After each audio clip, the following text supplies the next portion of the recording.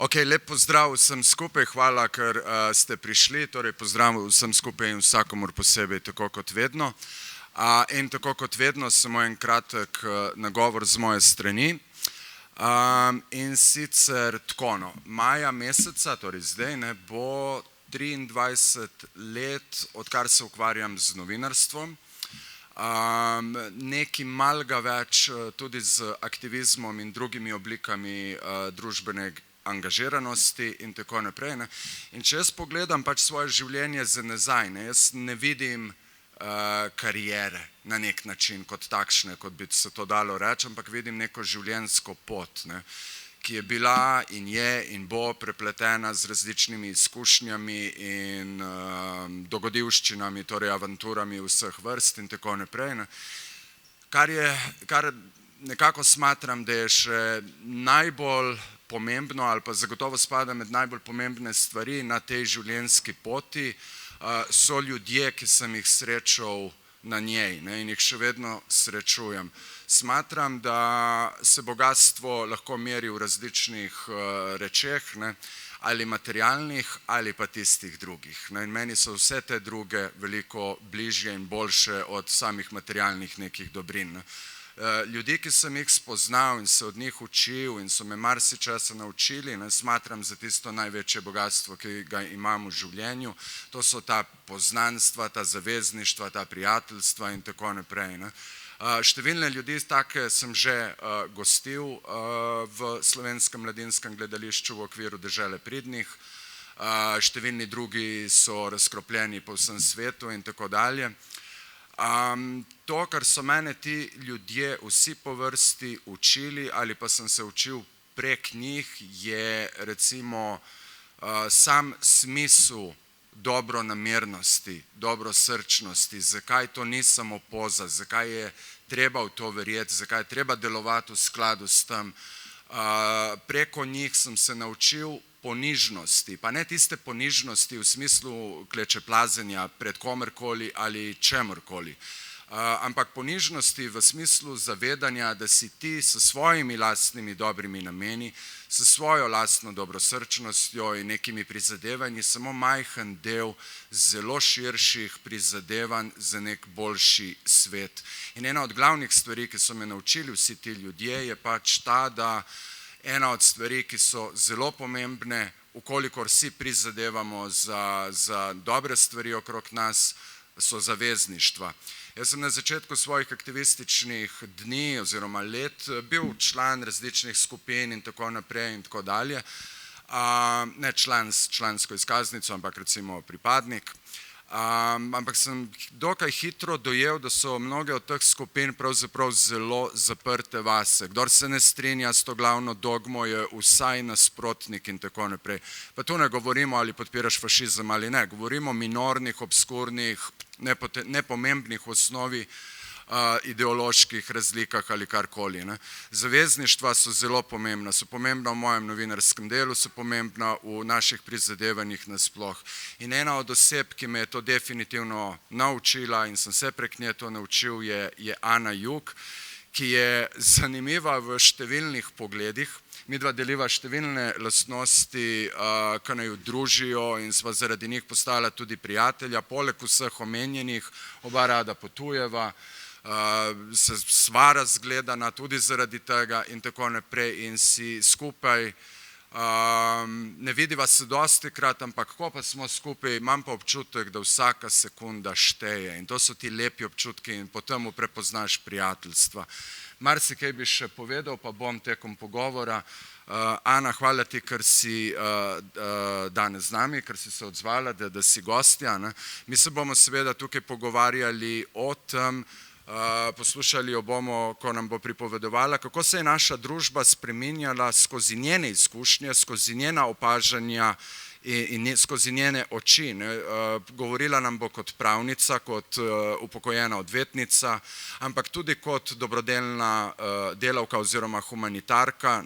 Vsi poznamo pravno mrežo za varstvo demokracije, no, skupina Kazenska ovadba je bila pred njo, ravno tako je bila civilna iniciativa Osvobodimo vstajnike, pa civilna iniciativa za pitno vodo v ustavo in tako naprej. Ne. To so stvari, o katerih moramo govoriti, ne smemo nikoli dovoliti, da pozabimo na njih, zaradi tega, ker živimo danes in borimo se za jutri. Tako da, seveda bova pa tudi, ko prideva do ambulante, pro bono ambulante, ki jo je soustanovila v Novi Gorici, imenuje se ambulanta Huga Chaveza, takrat bova pa prešla na Venezuelo, kjer sva bila skupaj, no z nami so bili tudi Irena, Milan in Eva, tudi vas je lepo videti, tukaj je lepo, da je ekipa ponovno na kupu. Ne. Bili smo v Venezueli, kdaj, februarja, marca? Februarja. Tako da imamo neke sveže informacije, pa tudi videli smo veliko stvari, o katerih pravzaprav, če povem iz neke novinarske perspektive, javnost o vsem skupaj, kar se tam dogaja, pravzaprav ne ve veliko stvari, ki pa misli, da jih ve, pa enostavno niso resnične. Tako da, kar greva. Jaz bi te vprašal za začetek, ti si bila na začetku svoje neke odrasle življenjske poti, ne? Vzgojiteljica. Če mene vprašaš, si to na nek način tudi ostala. Ne? Ampak zakaj vzgojiteljstvo in kako si pravzaprav prek tega prišla na to, da boš postala pravnica oziroma odvetnica? Nikoli se nisem znala ceniti kaj preveč. Zmeraj sem mislila, da nisem za nobeno rabo. No. In sem rekla, mogoče vzgojiteljsko šolo bom naredila, ker eno šolo bi rada imela, pravo pa verjetno mi ne bo šlo. Ne. No, in potem, ko sem šla na vzgojiteljsko šolo, sem videla, da delam zlahka. In mi je bila všeč in sem dejansko to šolo končala, ampak nisem pa pozabila na pravo. Mi je pa ta vzgojiteljska šola v pravu izredno pomagala, pol, ko sem že bila pravnica in odvetnica, ker v bistvu tudi odvetniki smo neke vrste vzgojitelji in zlasti je za odvetnike tudi pomembno, da vsaj malo obvladaš kakšno pedagogiko in psihologijo. In to je bilo zelo lepo ukomponirati skupaj. Ko sem to pravo končala, sem pa na nek način tudi videla, da zmorem, da gre. Da sem sposobna neko fakulteto narediti, no, in tako se je potem to združilo in mislim, da se je združilo najboljše, kar sem si želela. Kdaj pa je to bilo točno? Kdaj si doštudirala pravo in katero smer pravzaprav? Jaz sem v bistvu čisto splošno smer, 7 let sem bila vzgojiteljica. In teh 7 let sem na nek način se pripravljala, sem ali nisem sposobna iti naprej, no, ampak nekako sem videla, da bi šlo in da sem sposobna. Začela sem na skrivaj, da doma niso niti vedeli.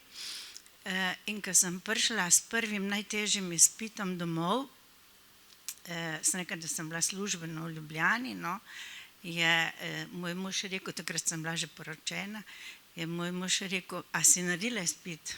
Sem rekla, kako pa veš? Ja, sem vedel, da boš šla. No in tako se je to zgodilo. Splošno. Sem pa kasneje, ko smo se pač poslavljali od socializma in ko smo šli v ta kapitalizem, to tržno gospodarstvo, sem se vpisala še na magisterij, ker se mi je pa zdelo, da nimam pojma o novem sistemu, nimam pojma o delniških družbah, nimam pojma o teh zadevah in je pač treba to tudi naštudirati, tako da sem potem še šla to specializacijo delati kasneje. Malo Jugoslaviji, recimo, splošno pravo, ok, ampak s čim si se recimo ponavadi ukvarjala? Kaj so bili ti najbolj tipični primeri, recimo? V bistvu meni je žal, da nimamo na področju sodstva in odvetništva, da nimamo neke statistike. Ker če bi tudi tam veljalo, da zbiramo neke statistične podatke, potem bi bilo zelo lepo videti, kako je grozno velika razlika med prejšnjim sistemom in sedanjim sistemom prav na našem pravnem področju. Če pomislim prva leta, ko sem šla na prakso na sodišče, pa ko sem bila še pravnica v gospodarstvu, v socializmu, v družbeni lastnini in tako naprej, se mi sploh ni bilo težko. Kriminala skoraj ni bilo, ne vem, če gledam statistično, kaj smo na Goriškem počeli, v Idriji so se tepli, v Gorici so švercali čez mejo, v Ajdovščini so se pravdali z oslovo senco in to je bil ves kriminal v tistem času. Sploh ni bilo težko. Sploh ni bilo težko biti pravnik v tistem smislu, ko je bilo kasneje, ko sem dejansko dostikrat, ko so se začele hude usode in ko sem dejansko te hude usode nosila domov na hrbtu. In ko nisem spala in ko sem razmišljala o deložacijah, o tem in onem, česar prej ni bilo. No, to razliko, če bi mi lahko statistično obdelali, bi videli, da je ta kruti kapitalizem prinesel tudi precej kriminala s sabo, ki ga včasih ni bilo. Čemu pa pripisuješ, da ga ni bilo? Jaz recimo, ti mu dajem primer, ko sem bil v Siriji, še preden je bila tam državljanska vojna, pa v Iranu in tako naprej, tudi Libija, še preden je bila tam državljanska vojna, tam sem tudi dobil občutek, pa se z ljudmi pogovarjal, so mi razlagali, pa ne, se tukaj ni veliko kriminala. Zakaj ne? Ker so se ljudje bali oblasti. Kaj pa je bil pol primer v Jugoslaviji? Ne vem, če so se kaj veliko bali oblasti. Bali so se tisti, ki so bili veliki oportunisti. Kaj sem, kakšni tisti verbalni delikti, pa tisto, kar je bilo takrat, ko smo pač morali to državo spoštovati, samo kakšne druge take pa ni bilo. Sej v bistvu, če danes odpreš časopis in vidiš umorili, ne vem, mater 4 otrok, jaz si kaj takega v prejšnjem sistemu ne predstavljam. Mislim, da tisti, ki imate nekje moja leta ali pa greste za mano, da si ne predstavljate kaj takega, da je bilo to zelo redko, da se je zgodilo kakšna taka večja reč. In če razmišljam o mojih primerih iz tistih časov, niso bili tako hudi, kakor oni kasnejši. Kako se je samo pravo, recimo, skozi tvoje izkušnje odvetnikov, pravnikov, spreminjalo na prehodu, ko smo mi zamenjali en sistem z drugim? Ne? To je potegnilo seveda neko novo družbeno ureditev, pravo je del tega, v katero smer so šle stvari, oziroma, veš kaj, za začetek, kaj so bile tiste novosti, kaj so bile tiste prve korenite spremembe, s katerimi ste se morali tudi vi kot pravniki, odvetniki se soočiti? Ja, na to obdobje imam kar malo take spomine, malo hecne, malo žalostne. Dejansko je bilo tako, da smo šli v čist nov sistem in zelo malo nas je šlo se izobraževati naprej. In preprosto, zakaj imamo mi tako malo, bom rekla, tajkunov ali pa teh novodobnih kriminalcev, če lahko tako rečem, sploh kaznovanih, zaradi tega, ker preprosto sodniki niso imeli zadosti znanja, da bi te zadeve sploh preganjali. Če vzameš, in tudi odvetniki, če vzameš, kaj smo prej počeli in kaj smo potem morali, ne vem, jaz sem imela primer, ko so delničarji tožili direktorja in tako dalje in sodnik ni vedel, kdo je delničar, a je delničar tisti, ki ima delnice ali ni, ne? Kako dokaže, da je delničar. To so bile stvari, ki so bile tako enostavne, ampak čist nove. In je bilo treba vse to preštudirati in je bilo včasih kar precej takih hecnih situacij, ki so nastale zaradi neznanja, ker je sistem bil popolnoma spremenjen. Tako da je bila velika razlika, je bila. Recimo, takrat so bili, jaz sem imel najstnik, nimam tega spomina, tako globokega, ampak bilo je konfuzno obdobje. To se že spomnim, da je bil en dan Tito, je bil še vedno legenda v Ilirski Bistrici, naslednji dan je bil lokalni župnik in tako naprej. Veliko konfuzije je to vse skupaj prineslo. Seveda so v teh prvih letih tranzicije, že lahko rečemo, marsikdo je to že izkoristil. Takrat pač seveda se je začelo odvijati vse to plenjenje naše družbe in tako naprej. Ampak a je bilo sodstvo in pravni sistem popolnoma bos tukaj. Oziroma, Jaz kako ste se mislim, vi da je prilagajali bil- na to? Jaz mislim, da je bil čist bos, ker to je bilo, veste kako je, odvetniki so morali zaslužiti in če so le upali, so imeli stvari, ki so jih obvladali, da bojo zaslužili in da bojo hitro zaslužili, niso se hoteli ukvarjati z nekimi težkimi problemi, če jim ni bilo treba, ne. Zdaj, sodniki tam pa tam, kdo je šel kaj študirati naprej, kdo tudi ne. Jaz sem bila blazno presenečena, ko sem prišla v Ljubljano na eno obravnavo na gospodarskem področju, dejansko, ko sem vprašala, pa saj imate zakon, imate tu celo okrožno gospodarsko sodišče v Ljubljani je imelo en zakon o gospodarskih družbah. Kako so lahko naštudirali to? Mi smo imeli eno tako tranzicijsko obdobje, ki je bilo res zelo težko in teh ozadij mi ne vemo, ne. Tako da v bistvu to je bilo res tako obdobje, ki je bilo treba naštudirati in je bilo treba zadeve reševati in to nove, drugačne, ki si lahko zapravil več časa, kakor si pa zaslužil. S tem se je bilo treba spoprijeti in to se niso vsi spoprijemali s tem, ne.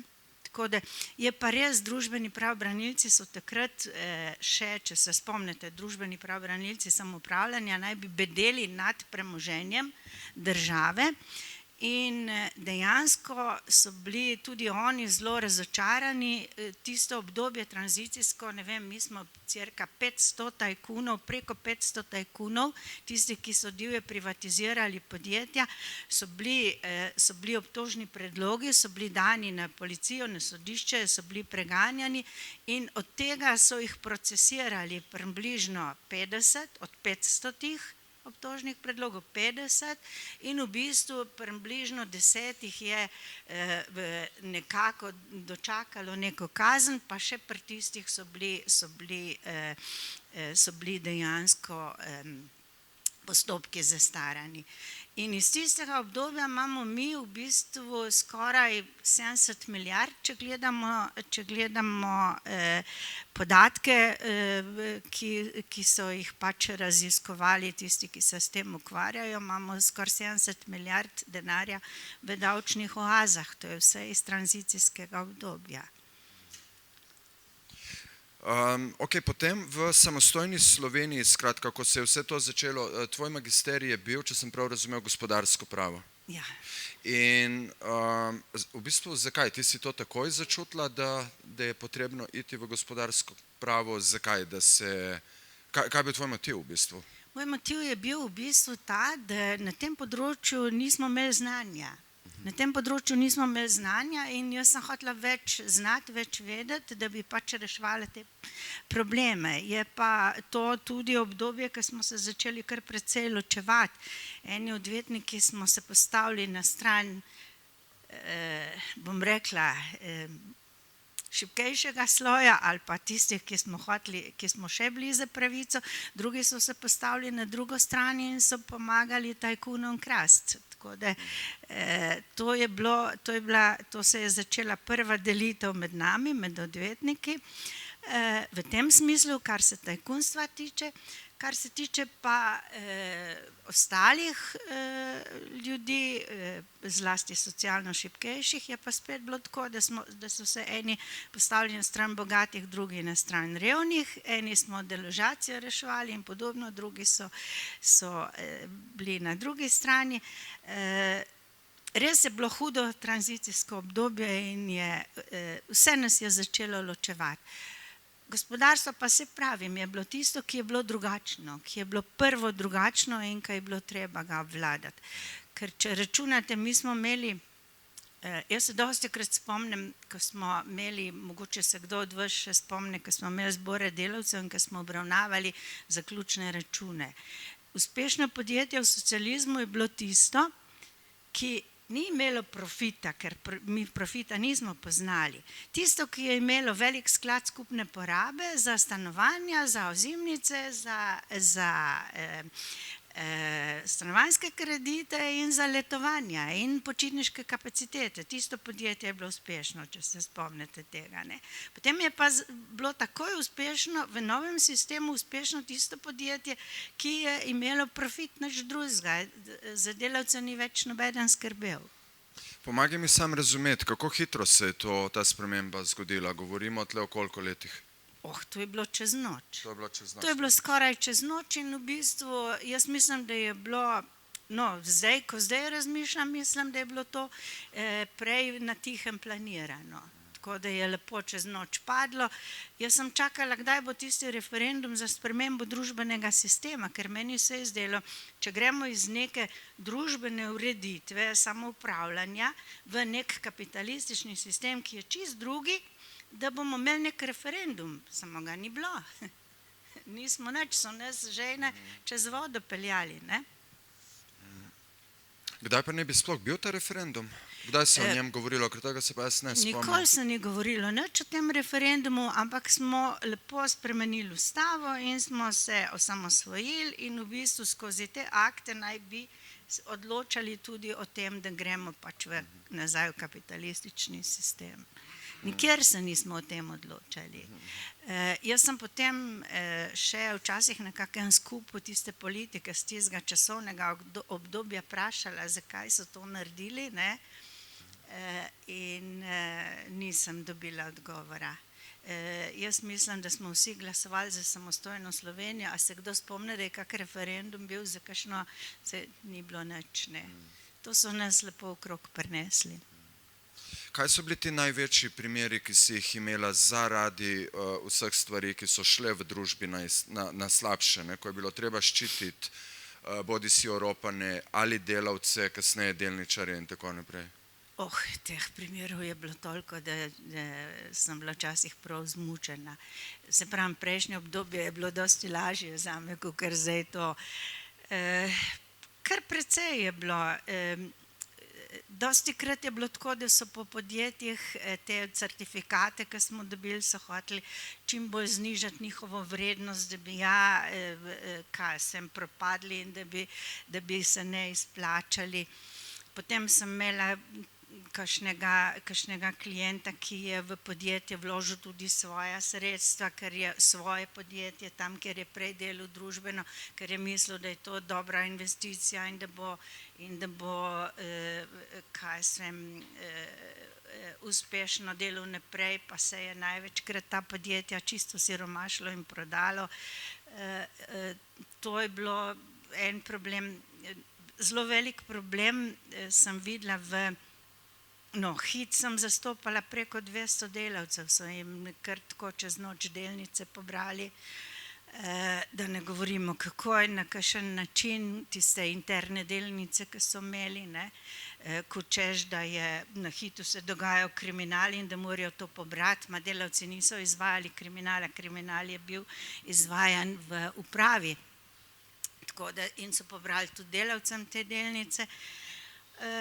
Pa so bili krediti so bili ena posebna kategorija. Tajkuni so najemali kredite in potem banke so pa te kredite prodajale po znižani ceni, včasih za četrtino vrednosti, drugim tajkunom in tako naprej, v davčne oaze. Enega sem celo tazga dobila in sem, ki je hotel pač eno podjetje tako lastniniti, pa smo ga odkrili, pa smo potem tisto podjetje rešili. Tako je bilo to tranzicijsko obdobje, tisto najbolj kritično tranzicijsko obdobje je bilo res umazano, res zelo umazano. Tako da nisem mogla verjeti, da sem to doživela in da sem to dočakala. Ampak je bila potem tudi pri tebi transformacija zelo hitra. Skratka, v Jugoslaviji, kot si prej rekla, take splošne zadeve, minornega nekega družbenega pomena, ne? Potem pa velike stvari, ne? Kar naenkrat velika podjetja v rokah peščice ljudi. Ja, ta sprememba je bila izredno huda. Dostikrat sem razmišljala, sem sposobna ali nisem sposobna. Samo ne vem kaj, nekje v meni je neka borbena žilca, ki ne pustim. držim, ko s kleščami, držim stvari in peljem in probam speljati do konca. In se pravim, tam, kjer sem probala speljavati te stvari do konca, tam smo tudi na nek način reševali to situacijo.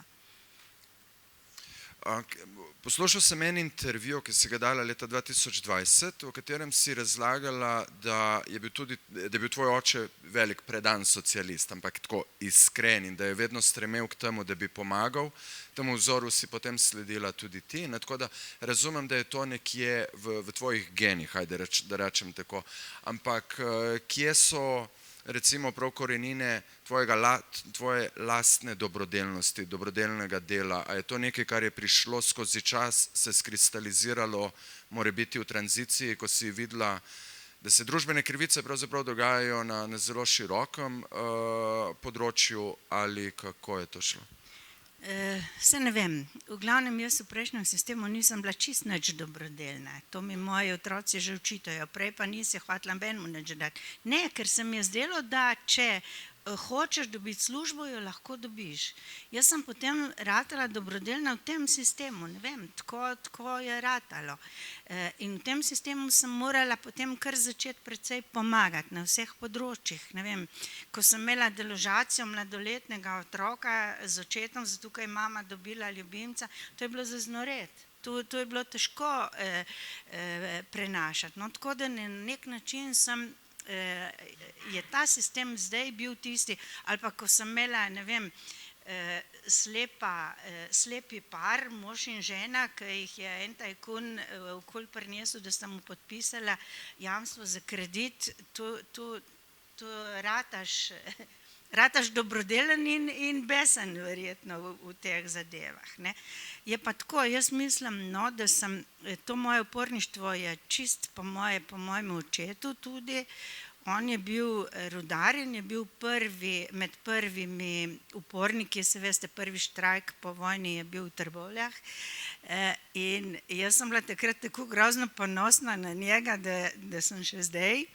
On je bil takrat predsednik sindikata in je bil med najbolj aktivnimi. In sem si mislila, ti, ker me je tata za direktorja, moj je pa upornik in tu je te pravo. No? In to mi je bilo meni všeč in verjetno je od takrat ta zadeva. Ampak recimo, veliko ljudi se je organiziralo v tem tranzicijskem obdobju napram vsem tem škodljivim procesom, ki so se dogajali v družbi. Bile so, spomnimo se, na začetku tudi neke dobre ideje. Ne? Bile so te družbene ideje, da smo lahko nevtralna država, ne? Da nam ni treba iti v nek NATO, da smo zelena stranka, zeleni, torej so bili prisotni v parlamentu, takrat so bile zastopane neke ideje. Ne? Imeli smo, zahvaljujoč prvi vladi, recimo tudi zahvaljujoč prvi vladi in sodelovanju s Svetom Evrope, enega najboljših okoljskih zakonov v Evropi. To nam je omogočalo, da smo kot prva država med 10 kandidatkami za vstop v Evropsko unijo zaprli poglavje o okolju. Ne? Tako da neke dobre stvari so bile. Ne? Tudi tednik Mladina recimo je takrat razkrival in ni bil edini. Ne? Vse te nečednosti in tako naprej. Se mi zdi, da je bil nek družbeni odpor do nekih stvari, ki so nam jih silili, vendarle prisoten. Ne? Ljudje niso kar izpustili vsega iz rok. Ne? Pa me zanima zdaj, kako je bilo pri vas, pri odvetnikih. Vendarle so združenja, vendarle so, ste tudi znanci, kolegi, prijatelji in tako naprej. Ste se vi kakorkoli recimo tudi organizirali, drugega spodbujali, pisali javna pisma, zahtevali te in te člene, zakone, nove predloge vlagali, karkoli? Zelo redko. Odvetniki smo veliki individualisti. Zelo težko je bilo to v bistvu sodelovati z drugimi, ni bilo kakšno veliko sodelovanje. Žal je tako. Ne? Odvetniki smo tudi, mi se kregamo, ne? Mi smo ponavadi na nasprotnih bregovih in tukaj nekega združevanja ni bilo. Je pa bilo združevanje na drugih nivojih. Ne? Tako da združevali smo se pa razne civilne iniciative, civilne združbe. Mene so zelo radi potegnili zraven, ali pa sem bila tudi jaz kot ustanoviteljica, zaradi tega, ker sem pač pravo obvladala in sem vedela, kako pač zadeve zorganizirati in speljati. Tako da teh civilnih združb smo imeli pa kar nekaj. Katere pa so bile? Recimo, jaz sem prej omenil 3, ne? Ampak so bile še pred njimi...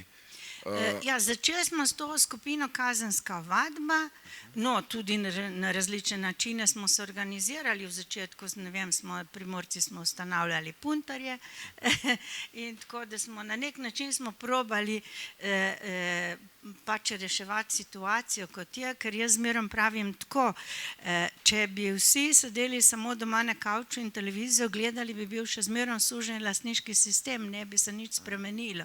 Treba je iti, treba se je upirati se moraš skozi, ker če se ne upiraš, bo vedno slabše.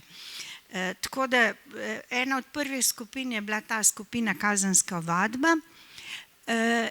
Mi smo videli ogromno kriminala med temi politiki in njihovimi, kako bi rekla, klečeplasci, ki so pač začeli si prisvajati vse to bivše družbeno premoženje, ker jaz dostikrat razmišljam tako, družbeno premoženje smo ustvarjali po vojni iz nič.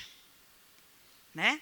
Socializem smo ustvarjali iz nič po vojni, smo ga gradili. Mladinske brigade, vse, kar hočete. To državo smo pa v bistvu bogato pa razprodajali. Tam smo ustvarjali, tle smo razprodajali. To je nekaj prehudega, to se ne more. No, in se pravi, ena od prvih teh skupin, ki smo jo organizirali, je bila skupina Kazenska ovadba. In smo začeli pisati kazenske ovadbe proti politikom. Vse tisto, kar se je... Oprosti, ker ti skačemo besedo, samo za tiste, ki ne poznajo ali pa ne poznamo dovolj dobro. Kdo je to organiziral? Kako nastanejo take skupine? Dobro je, da povemo to, kako se te stvari pravzaprav sploh realizirajo, zato, ker so to taki lepi in koristni družbeni zgledi. Mi imamo v zakonu nekaj takih določb tudi o tem, kako se pač ljudje združujejo, in ena od takih združb, ki nima nekih obveznosti vodenja računovodstva ali pa kakih takih neumnosti še zraven, so te civilne iniciative, civilne združbe, ki dejansko se lahko povezujejo na take načine, ker ne gre za pridobitno dejavnost. Mi smo v teh združbah, ki smo jih mi ustanavljali, smo dejansko si napisali neka pravila igre, kako bomo delovali, kako se bomo organizirali, in smo potem tisto tudi izpolnjevali. To so civilne družbe, ki so po zakonu možne, in ni noben tak problem, da ne bi bilo, da se ne bi mogli tako združevati. Tako da se pravim, prva je bila ta skupina Kazenska ovadba, je pa res tisto, kar si prej rekel, dostikrat se te združbe, kaj se začnejo neki egoti ven padati in tako naprej, in dejansko meni je v tej moji preteklosti, če govorim, kaj sem počela, meni je vsaka združba, ki smo jo ustanovili za svoj namen, mi je bila skoraj najboljša. Ker v bistvu, če smo bili predolgo skupaj in predolgo nekaj počeli, so začeli neki egoti ven. Ko smo pa organizirali združbo za projekt in ga speljali, je pa zadeva šla dosti lažje. Taki smo ljudje, ne moramo pomagati. Skupina Kazenska ovadba je nastala 2012, 2013? 2012 je bila in nas je bilo nepar kasno. Eden je predlagal, potem so prihajali zraven, in ker nas je bilo neka klapa zadosti velika, to je vse prenesel Facebook, se veste, tam se največkrat smo dobivali in tako naprej, tam smo tudi registrirali to, in v bistvu, ko nas je bilo pa toliko, da smo lahko nekaj ustvarili, smo se pa tudi fizično dobili in smo začeli pač te stvari, se pravi kazenske ovadbe proti politikom, protesti tudi, bili smo, če se spomnite, odbor 2014, Primčev za otroke gre, je bil pred sodiščem vsako sredo in enkrat je eden član naše skupine Kazenska ovadba gledal, a so prijavljeni za poletje tudi ob sredah in je videl, da niso prijavljeni in je rekel, dajmo se mi prijaviti in smo jim sredo ukradli in smo šli mi pred sodišče in smo imeli drugačne parole in tako naprej. Sej v bistvu, jaz pravim tako, dostikrat se spomnim na Hordurja v Islandiji. On je eno leto sam protestiral po Islandiji, celo leto, sam hodil okrog. In pa so počasi mu začeli priključevati. Tudi če majhne stvari narediš, protestirati moraš, nekaj moraš ukreniti, da bo nekaj boljši, ne vem kaj. Samo primer ne smeš biti, ne kavču ne smeš biti, no, to je to. Kaj pa so bili recimo primeri, nam daš kakšen primer, omenila si 3-krat ovadbe proti politikom? Ja. Recimo. Ja, lejte, v bistvu, mogoče se bo kdo spomnil, Bratuškova je imela preiskavo doma, se spomnite tega? Ona je hotela prodati Telekom, ona je polnila bančne luknje, ne, če se spomnite. No, najhujši je bil Telekom. Najbolj nam je bilo do tega Telekoma, no pa tudi bančne luknje, tisto ni bilo čiste terjatve poceni prodane, je bilo malček tudi tako. Skupina Kazenska ovadba jo je ovadila in Telekom pa ni bil prodan. To pomeni, nekaj smo dosegli. Ovadba je pa slonela na čem točno? V bistvu se ni bil problem ovadbe pisati. Glede na to, kaj se je dogajalo, se niso niti bali nas, kaj veliko politiki. Oni sami sebi krojijo, oni imajo, kaj sem, tolo predstavniško oblast, imajo sodno oblast, imajo izvršilno oblast, imajo vse oblasti. Mi imamo pa vsake 4 leta možnost, da kaj zinemo na volitvah, pa še to nimamo kaj veliko zbirati. Tako da tu ni nek, jaz mislim, da ta sistem je problematičen, da je, mislim, da je že sama tale naša parlamentarna demokracija ni prav ta prava, da bi se lahko kaj več, kaj bolj, bom rekla, ne vem, do ljudi obnašali, no, bolj pozitivno. Ne vidim jaz v tem sistemu neke velike rešitve, mislim, da bo počasi ga treba spremeniti. Ja, v upanju, da ne bo se sesul sam vas. Ja, ampak samo za intermezzo, ker že omenjaš parlamentarne volitve, tebe pa recimo nikoli ni zanimala politika, politično udejstvovanje na ta način? Ne. Nikoli, niti nobena politična stranka. Jaz sem imela zmeraj občutek, da ne smem biti nikjer in vse posod. Da moram pač, ker pač z različnimi ljudmi delam in da če delaš za ljudi, nimaš kaj po strankah hoditi. Zadnjič sem enega z Levice užalila, ker sem na enem skupu rekla, da zame so politične stranke tolpe, kriminalne tolpe. Ker resnično so, tako se obnašajo, jaz ne morem pomagati, tako je. Se vidite zdaj SD, kaj je naredil, kaj dela SDS, tudi veste.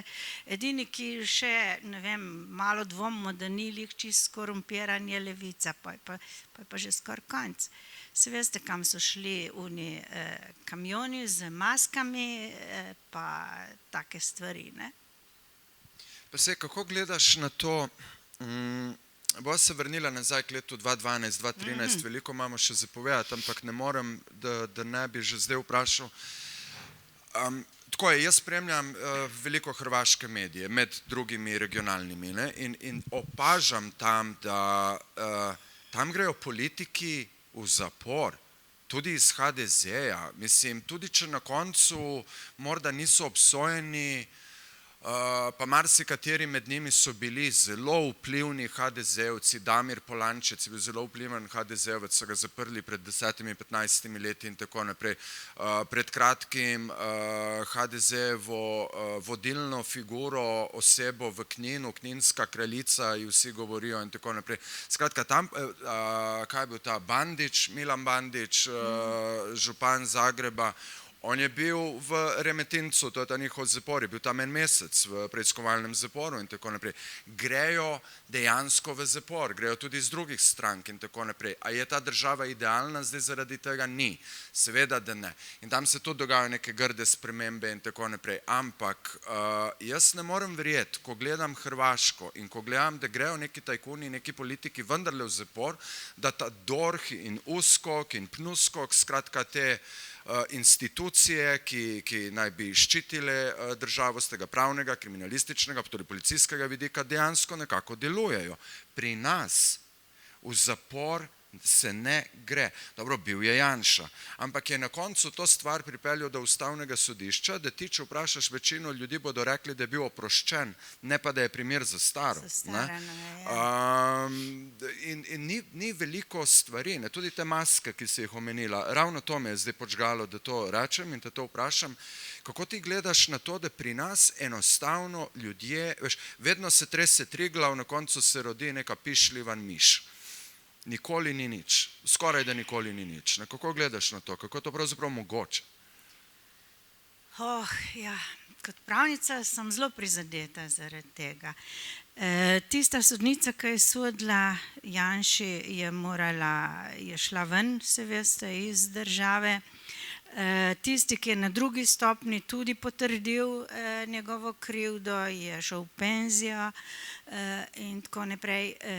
Mislim, pri nas je sodstvo zatajilo. Jaz mislim, da je v celoti zatajilo, ali je zatajilo iz strahu, ali je zatajilo iz neznanja, ampak če imaš ti te tri oblasti, da imaš to parlamentarno, izvršilno in sodno, sodna ima parlamentarno in izvršilno zaslediti, zato je tam. Upajo štrajkati, češ, da nimajo dobre plače, pa jaz mislim, da jih niti zaslužili niso. Tako da jaz tukaj, ne vem, mislim, da je sodstvo zelo zatajilo, mogoče je zatajilo zaradi tega, ker smo pač tudi iz enega v drug sistem šli in je tudi neko neznanje je nekaj botrovalo v začetku temu, ampak zdaj naše fakultete že učijo ta nov sistem. Zdaj naši pravniki že obvladajo to, kar mi v prejšnjem sistemu nismo obvladali, da smo šli znova študirati, tako da jaz mislim, da to ne bi smelo se dogajati. Po eni strani pa se mi zdi, da je tudi strah. Lažje je obsoditi nekoga, ne vem, tam, ki ni plačal 5 evrov za vozovnico, kakor nekoga, ki ne veš, kaj vse je v ozadju, milijoni in še kaj. Je pa ena stvar, na katero smo lahko pa vseeno ponosni, to je pač ta naša civilna družba, ki se izkaže vsakih toliko let, ko je treba. Moj prvi tak večji protest v Ljubljani je bil, mislim, da je to od leta 2005 proti takrat predlagani enotni davčni stopnji s strani Janševe vlade, 40 do 50 tisoč sindikalistov in drugih na ulicah Ljubljane. Takrat se je meni posvetilo, smo tukaj. Družba je na nek način živa, odziva se in tako naprej. Vseslovenska, tako imenovana Vseslovenska ljudska vstaja v letih 2012-2013, o tem bova zdaj recimo tudi še kakšno rekla. In seveda ne nazadnje teh 105 petkov, pač zadnji Janšev režim, ki so ga v veliki meri zaznamovali seveda protesti. 2012-2013, torej bila je skupina Kazenska ovadba. To je bil pomemben zame del celotnega nekega upora družbenega kot takšnega, zaradi tega, ker to niso bili samo protesti proti vladi Janeza Janše. Takrat, ko je Janša na oblasti, lahko pričakujemo neke množične proteste. Jaz mislim, da tega človeka malo narobe razumemo. On povezuje, ne razdvaja.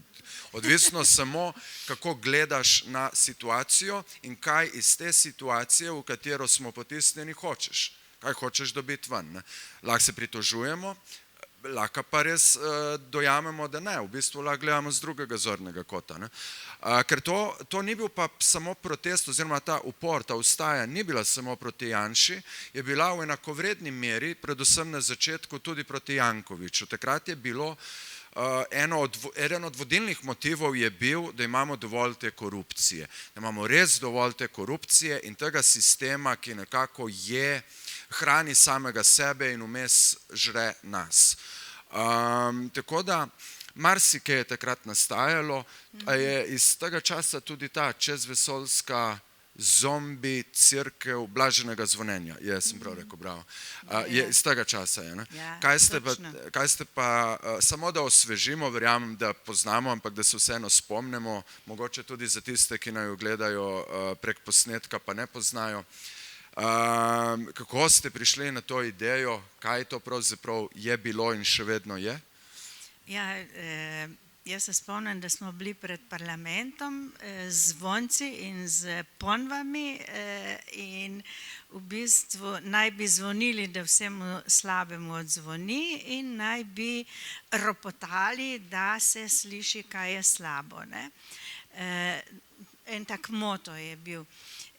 Ampak jaz potem, ko sem kot pravnica začela to versko skupnost študirati, sem pogruntala, da to je najboljša zadeva, kar se lahko zgodi, v tistem smislu, ker vi ne veste, koliko ima cerkev v Sloveniji privilegijev. In vse te privilegije lahko ta verska skupnost izkoristi.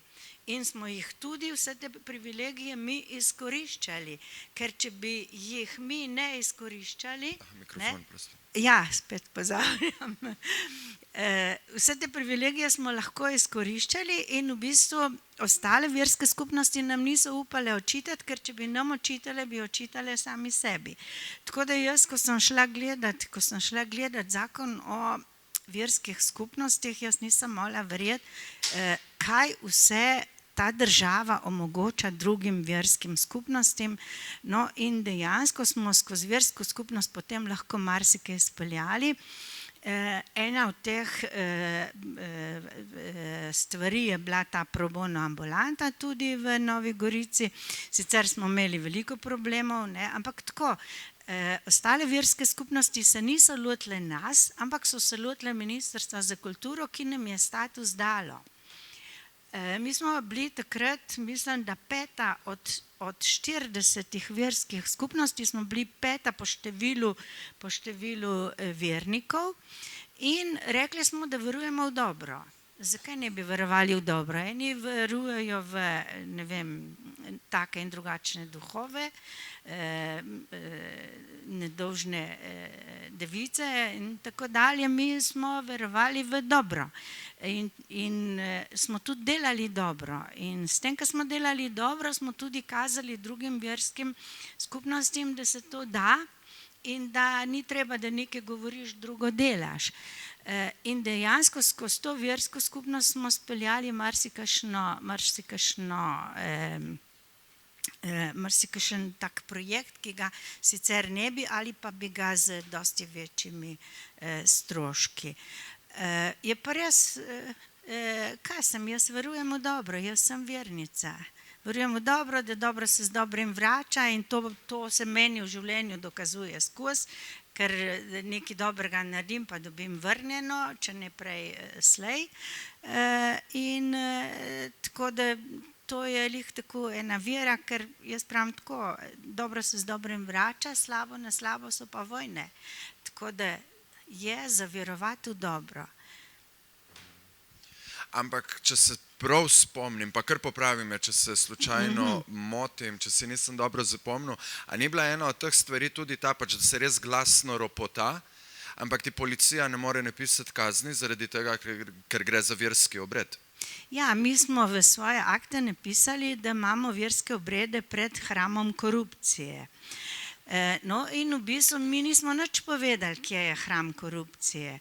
Samo, ker nas je policija legitimirala, smo povedali, da imamo pač uradno verski obred tam, pa so videli, da je resno in so kar parlament vzeli za koruptivni hram. Nikaj. To ni nepomembna zmaga. Ne, ni nepomembna zmaga. Kar nekaj smo dobrega naredili s to versko skupnostjo. Jaz sem takrat tudi pripravila sveto knjigo, no in luštne dogme smo sprejeli. Je pa res, da verska skupnost je država v državi. Niti treba, vsi mi državljani moramo spoštovati in se ravnati po zakonih, ki nam jih je ta država predpisala. Verska skupnost pa ne sme ravnati v nasprotju. Ni treba, da se drži, ampak ne sme pa ravnati v nasprotju. Tako da imaš več možnosti, kot skozi versko skupnost kaj speljati. Pa verske skupnosti nimajo davkov. Pa ni problemov pri dedovanju in tako naprej. Ja, marsikaj tazga je še, no. Pa kakšne dogme smo imeli takrat, ko so bili, če se spomnite tistih sporazumov CETA, ki so nas hoteli s tistimi plastično hrano futrati, smo mi sprejeli dogmo, da jemo samo zdravo hrano in če mora država muslimanom zagotoviti, da ni svinjskega mesa in tako naprej, bi morala nam zagotoviti zdravo hrano. In jaz se spomnim, da takrat, ko so bili ti sporazumi CETA, nas je ameriška ambasada povabila, ogromno predstavnikov tudi ljudstva na ambasado in so nas začeli na vse načine, da ja bi podpisali te sporazume in da bi glasovali za, ne. In jaz sem poslala, da ne boste mislili, da sem jaz kakšna tisti zadnji vernik, jaz sem nekje v rangu papeža. No, in jaz sem svojo zvonarko poslala na ambasado ameriško in sem rekla, da po naših dogmah jem samo zdravo hrano in pijem vodo iz naravnih virov in da če mi to zagotovijo plus prevajalca za angleščino, ker jaz sem v Sloveniji, govorim slovensko, da pridem tudi jaz tja kot predstavnica te verske skupnosti. In potem sem dobila odgovor, da bom dobila naravno hrano, vodo iz izvira, ampak angleščino naj se pa ne učim. In potem nisem šla. Pomembno je imeti neke tehtne izgovore. Drži. Še obstaja? Še obstaja verska skupnost in kaj sem, jaz jo rabim, jaz jo skozi rabim. Jaz zdaj v tej verski skupnosti imam založbo in izdajam knjige, take, ki pač ne pridejo na teren, ki je kako drugače. Ena od takih knjig je Protestarica tudi. Tako da, se pravim, z manjšimi stroški naredimo kakšno dobro reč za to državo. Za te ljudi, bom rekla, ne državo. In potem je bila še ena civilna iniciativa iz tistega časa Osvobodimo vstajnike. Tako. V koliki meri to spominja na pravno mrežo za varstvo demokracije, ki se je zelo angažirala med protesti zadnjimi velikimi? Koliko odvetnic in odvetnikov je tu recimo sodelovalo, da ste branili vstajnike, predstavljam si, da za zelo nizko ceno ali pro bono? Ja, jaz sem se takrat javila, da zastopam pro bono, ampak pro bono v tistem smislu, kot nam je odvetniški zakon omogočal, če zmagam, plača itak država, ker je pač bilo to proti državi, če zgubim, je pa na moje stroške. Tako da v bistvu to je ta zastopanje po učinku. To imamo mi.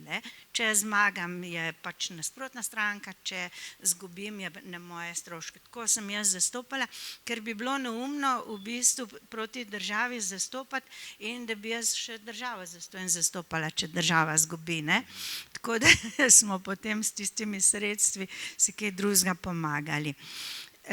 Razlika med pravno mrežo in nami je bila pa taka, da so tisti prvi protesti, ki so bili, če se spomnite tudi v Mariboru, se spomnite enega Natana, en mlad fant je bil, ki so ga imeli v priporu in tako naprej.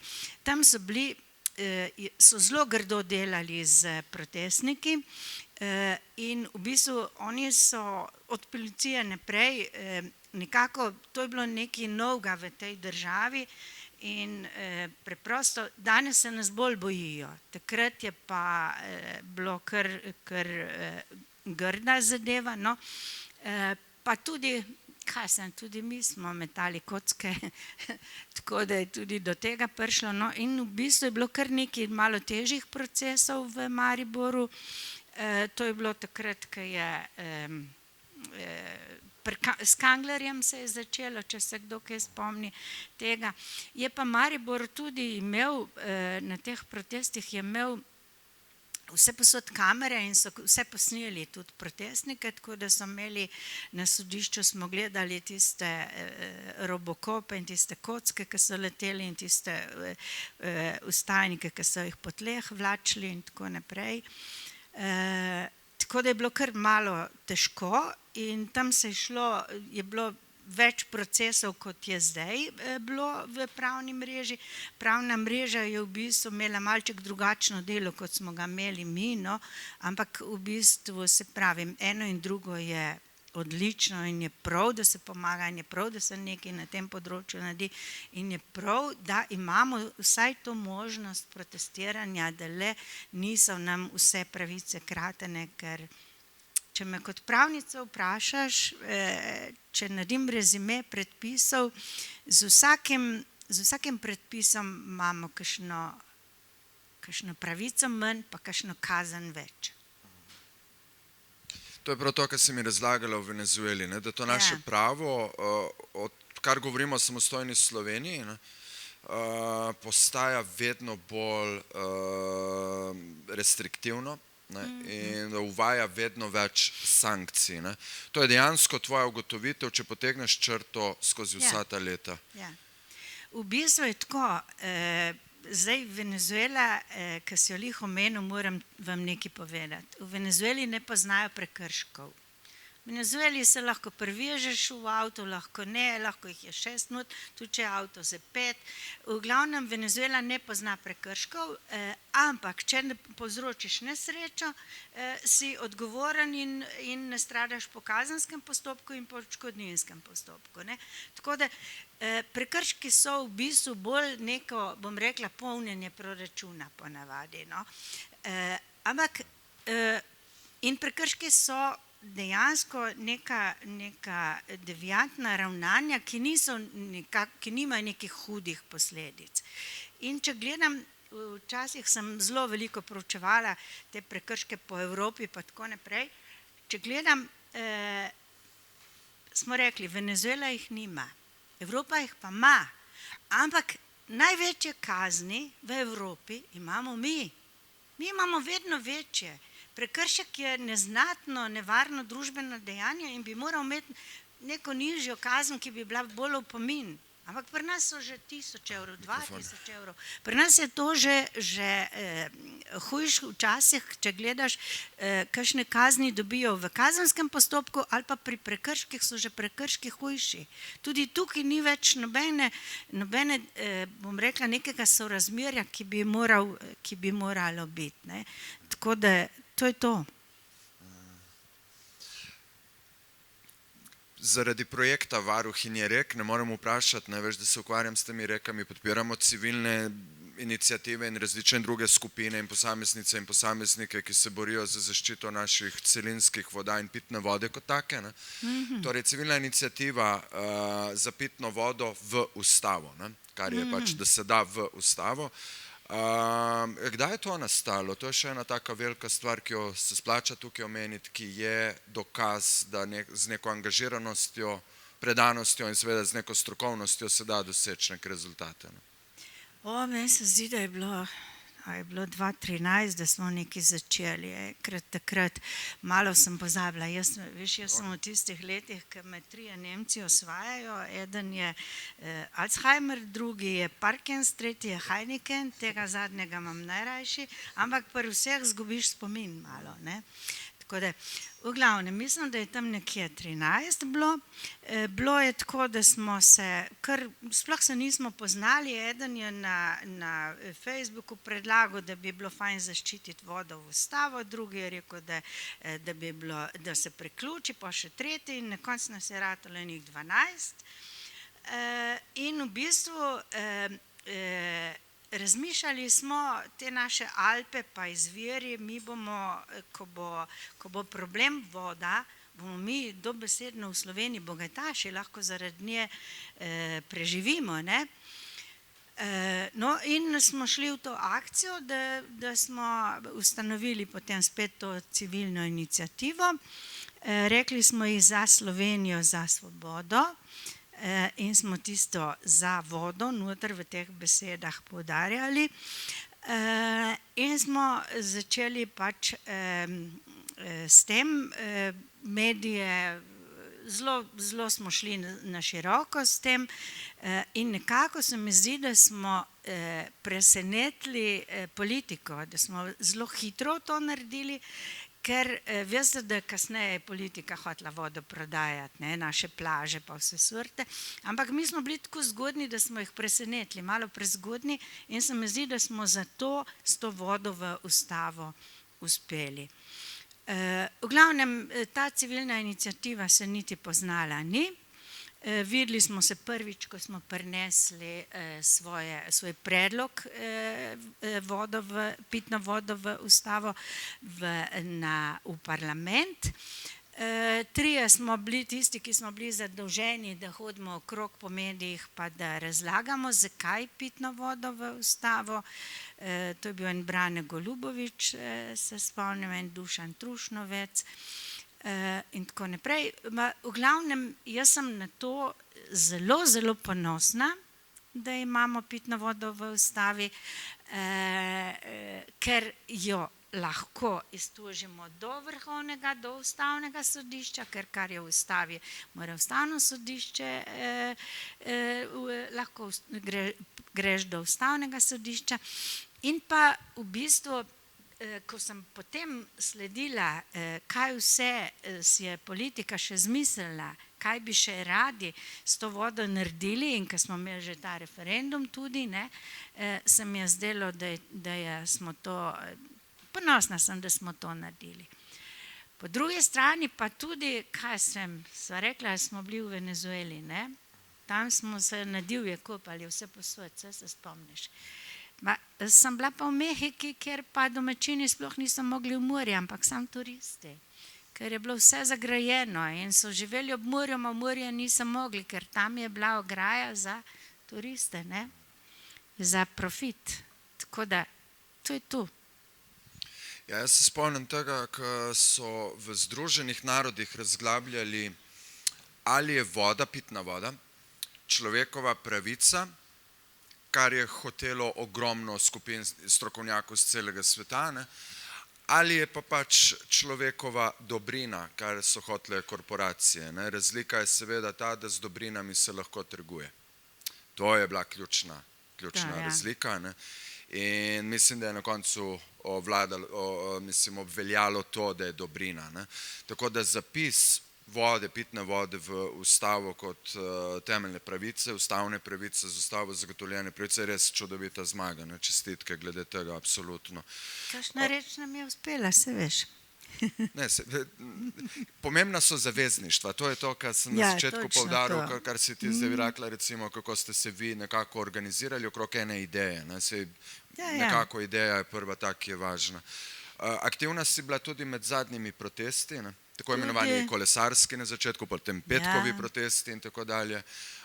Napisala si knjigo Od prepasnika do zapasnika. Mojem bo treba najprej povedati, kaj je zapasnik, pa o čem govori knjiga pravzaprav. Zakaj si se odločila za to knjigo, kaj je to temeljno sporočilo, ki ga podajaš, predajaš z njo?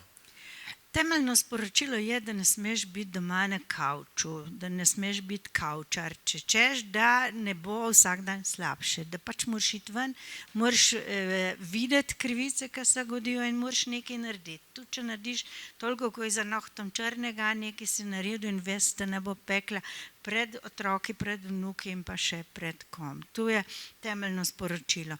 Drugo sporočilo je, da se da. Saj smo marsikaj nismo uspeli ali pa smo pa vsaj upočasnili, marsikaj smo pa tudi uspeli. Da se, če se hoče, vsaj nekaj se da narediti. To je tudi eno sporočilo. Kaj sem še vprašal? Predpasnik, zapasnik. Jaz, ko sem imela moža, odličnega kuharja, ki me je po prvem, kar sem skuhala, me je spodil z kuhnje in me ni vsa leta pustil več v kuhno. Tako da sem v življenju nosila več zapasnik kot predpasnik. Predpasnik imam, kadar kuham, zapasnik imam pa na hrbtu, zato se reče zapasnik, kadar protestiram. Tako da mi ni treba na kakšne palce na rokah, da me roke ne bolijo, pa da lahko tudi kolo vozim, ko smo bili kolesarji. Tako da zapasnik je na hrbtu. Tam gor so vse parole napisane, tiste, ki so pač tistikrat aktualne. Naredila se mi zdi, da sem jih enih 70-80, kaj takega. Nekaj jih je na nuku, nekaj jih še čaka, da bo prišlo na nuk, so me prosili, če bi jih dala.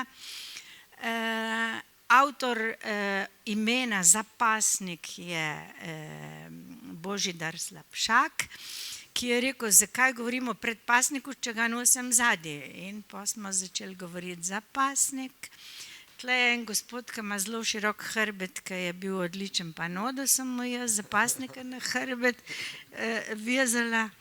Lih prej pravil, kako se mu je krivica godila, ker ni smel vprašati, kaj mu piše na hrbtu, ker je včasih pisalo kaj takega, da je bilo tudi zdaj na 6 mesecev lahko, ne? Ampak je imel toliko prašnikov, da je vse prenesel. To je to. S čim se pa ukvarjaš zadnja leta, tako najbolj splošno, nedolžno vprašanje, odgovor ne bo seveda? Imam eno muco Cup-Patarco. Cup-Patarca pomeni center uporabnih predmetov, to je menjava in predelava predmetov, odpadnih, tistih, ki bi jih radi, ki jih ne rabimo več. Probam živeti, glede na to, da sem v penziji in da mi nihče nič ne more, penzijo imam pa tako, da lahko preživim. Se pač obnašam, kakor sama hočem, se ne držim več nekih standardov, ne vem kakšnih. V glavnem oblačim se tako, da se vidi že navzven, da sem naravovarstvenica, iz starega novo vse. Najmanj 10 let si nisem kupila drugega kot nogavice in spodnje hlačke. Drugo vse prenaredim. Predelujem plastiko, hodim po delavnicah, po šolah, učim otroke. Vzgojiteljska šola mi zelo prav pride, ker sem se kar nekaj naučila delati z otroki. Danes sem imela 4 ure v šoli v Grgarju, 50 otrok sem učila delati vetrnice iz plastike, iz donata. Luška naj bila.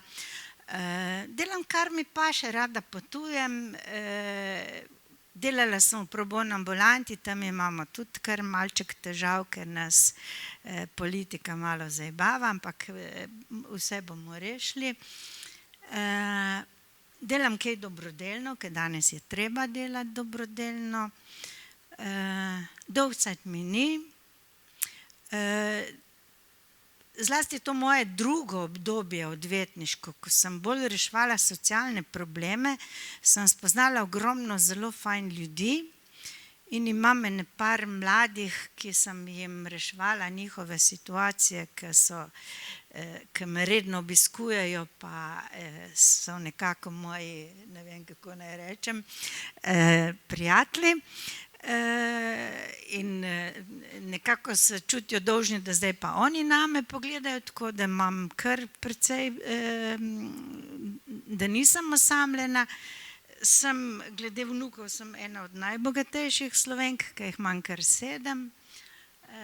Kaj naj še povem? Lepo mi je, sploh mi ni hudo in tole, ki pa protestiram, pa vem, da protestiram za, bom rekla, za moje vnuke in za njihove in za vse, ki se jim lahko krivica godi.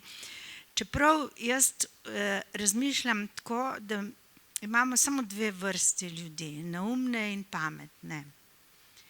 In se mi zdi, da tisti, proti katerem protestiramo, so vsi neumni.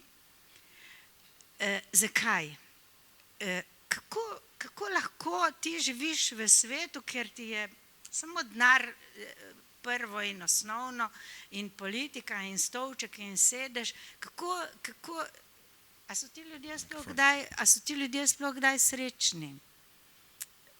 Se mi zdi, da srečen si takrat, ko so situacije malo drugačne, ko se imaš rad, ko se poveseliš. Ne vem, če se sploh znajo veseliti. Tam, ko sem gledala tisto barko tega našega Janeza Janšo na tisti barki, se veste, se nisem imel kakšen dober žur tam gor. Je to to? Kakšne težave pa imate? Koliko let že obstaja ambulanta Huga Čaveza? No, ambulanta je svoj problem. Zdaj nimamo prostorov, zdaj delujemo samo telefonsko. Ko je prišel COVID, je bil strošek za ambulanto izredno velik, je bilo treba imeti vse tiste skafandre in vse tisto in tega stroška nismo zmogli. Zakaj? 2-krat smo že uspeli na sodišču, da smo dobrodelna inštitucija. 2-krat že na ministrstvu tega statusa ne da. Na ministrstvu dela en možakar, ki piše v Ognjišče, in on ima te verske skupnosti pa te take ustanove čez in dejansko on nam tega soglasja ne da. Preprosto ne da, ker to je najlažje. In pogreš spet na sodišče, pa spet in tako dalje. No, tako da v bistvu so problemi vseh teh dejavnosti, ki jih jaz počnem, so taki problemi. Tudi center uporabnih predmetov Muca Copatrca, to je pravno neurejen sistem. Tudi tle se borim, da dobimo nek status in tako naprej. To je to, take probleme imamo, s tem se borimo in s tem delamo. Jaz sem bil pri vas v centru uporabnih umetnosti, predmetov, pardon, ja.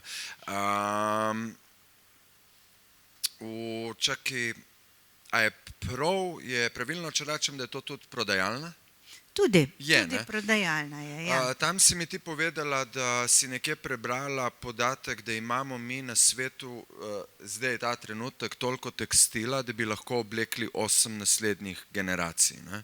Da je to tudi pač eden od motivov, da imamo res preveč tega. Jaz sem se takoj spomnil na to, ko sem bil v Uzbekistanu, sva potovala z Aljo tam. Zakaj se tam zgodi vsako poletje? Nas ženejo, skratka, ta avtoritarni, avtokratski, kakorkoli režim, nas žene okrog 2 milijona ljudi.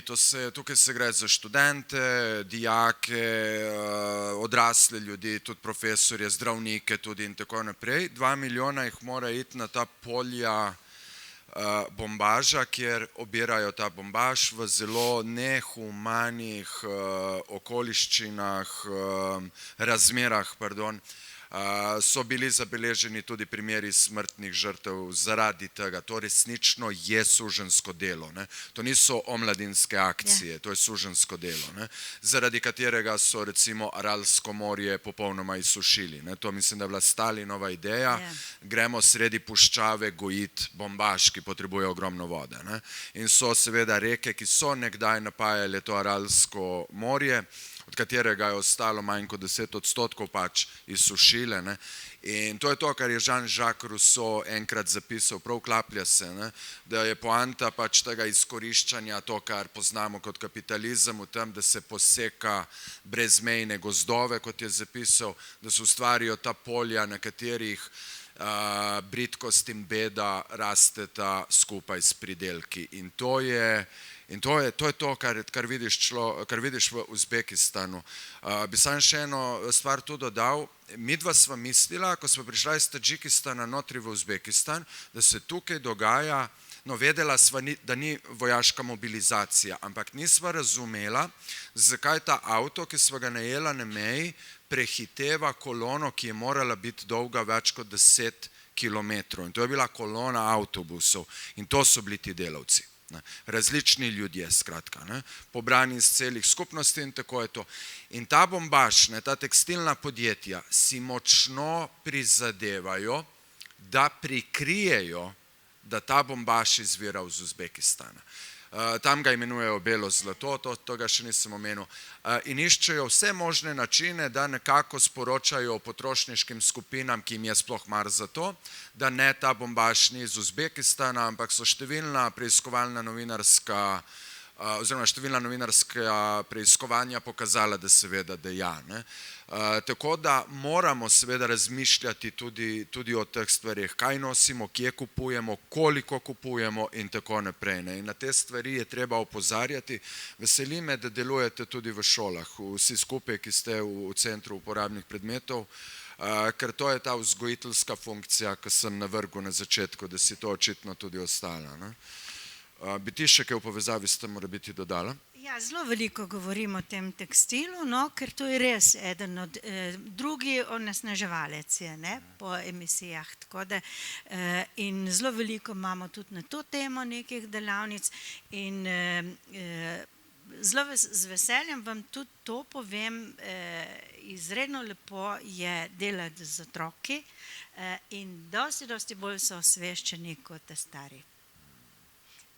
Tako da mi delamo precej s tem in jaz sem zadovoljna in otroci razumejo in se pravim, tista hitra moda, to, kar ti govoriš, to je ta hitra moda zdaj, ne? Ta hitra moda je v bistvu od leta 1991 do zdaj onesnažila planet tako, ker prej je ni bilo, ne? Onesnažila ta planet tako, da je v bistvu imamo oblek za 8 generacij preveč. In to je vedno slabša kvaliteta in v bistvu mi predelujemo precej stara oblačila in to predelujemo samo bombaž in take naravne materijale, da pač probamo naučiti mladino, da živi zdravo tudi ta del. Ne? Greva na Venezuelo.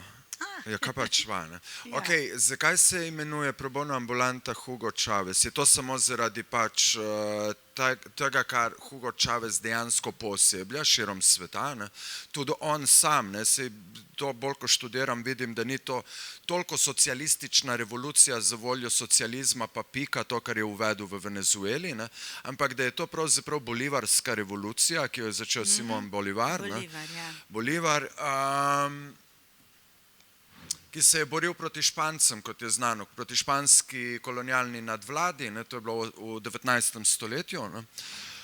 Potem je pa prišla Monroeva doktrina, ne, iz Amerike, iz Združenih držav Amerike, Monroeva doktrina, ki jo je uvedel predsednik, mislim, da je bil James Monroe, je pa sredi 19. stoletja sporočala evropskim kolonialnim silam, da katerakoli od njih bi se vtikala v notranje politične razmere latinskoameriških držav, bodo ZDA to obravnavali kot direktno vmešavanje v politične zadeve Združenih držav Amerike. Ne.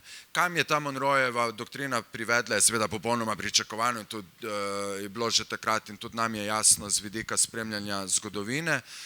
Amerika je ta, ki se vtika v notranje politične razmere, predvsem recimo latinskoameriških držav, kar se te doktrine tiče. Ne.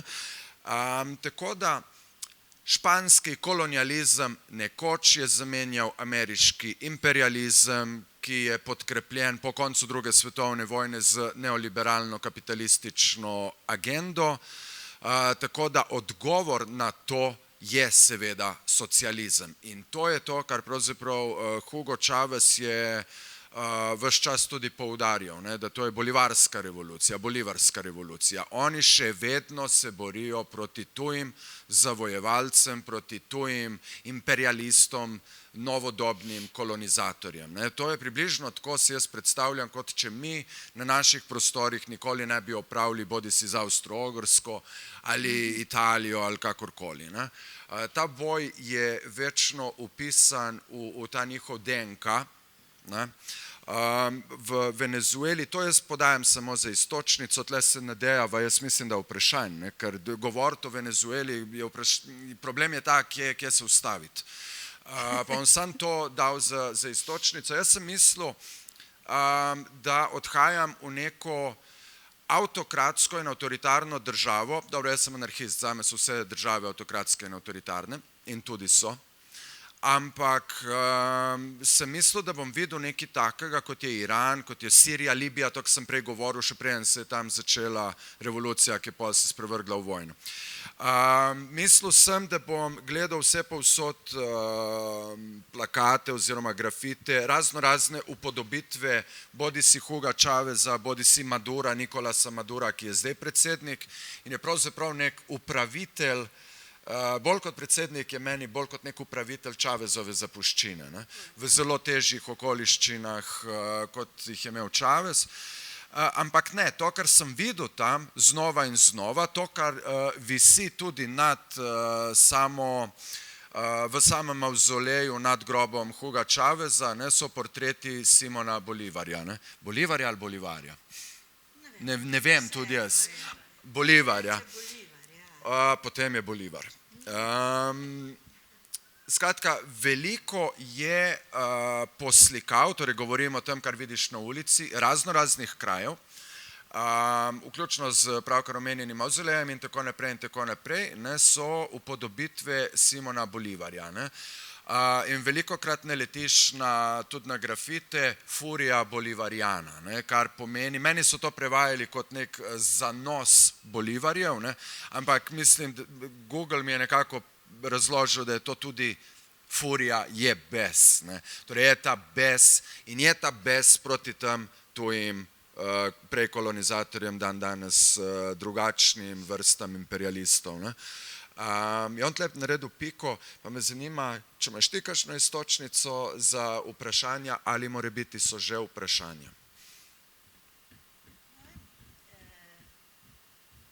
Nimam, jaz grem rada v Venezuelo. Ne, govori v mikrofon, prosim. Pardon, jaz nimam nič tazga posebej zapovedati, rada grem v Venezuelo, 2-krat sem bila, zdaj bom spet šla, počutim se kot doma tam, blazno lepa dežela je, Bolivar je pa res, tako je, Venezuela je verna država in prvi je za njih Bog, drugi je Bolivar, tretji je Chavez. Chavez je bil isto kot Hordur, on je hodil od enega do drugega, sam je bil v začetku in na koncu je zadeva se tako obrnila, da jih je vse potegnil za sabo. Prej si rekel Hugo Chavez, zakaj ambulanta, to je še eden redkih socialistov na svetu, zato smo dali ambulanti to ime. In to je to, kar imam zapovedati. Če vas pa karkoli zanima o Venezueli, samo vprašajte. Jaz vam bom pa še nekaj povedala prej. Tukaj je en gospod, ki je v Venezueli kupoval kartico za telefon in je pozabil kartico plačilno na mizi, in v glavnem na pultu v trgovini. In Amerikanci so nedolgo tega objavili, da je največji kriminal, je med največjimi deželami z največ kriminala je Venezuela. Trgovec je tekel za njim in mu je nosil tisto kartico po kar enem dolgem hodniku. Tamle en gospod, ki je v Venezueli pustil denarnico v trgovini, celo z denarjem ured, in je trgovka tekla za njim, tako da v bistvu ni čisto vse tako, kakor boste kje prebrali. Smo pa za vprašanja, vse vam povemo.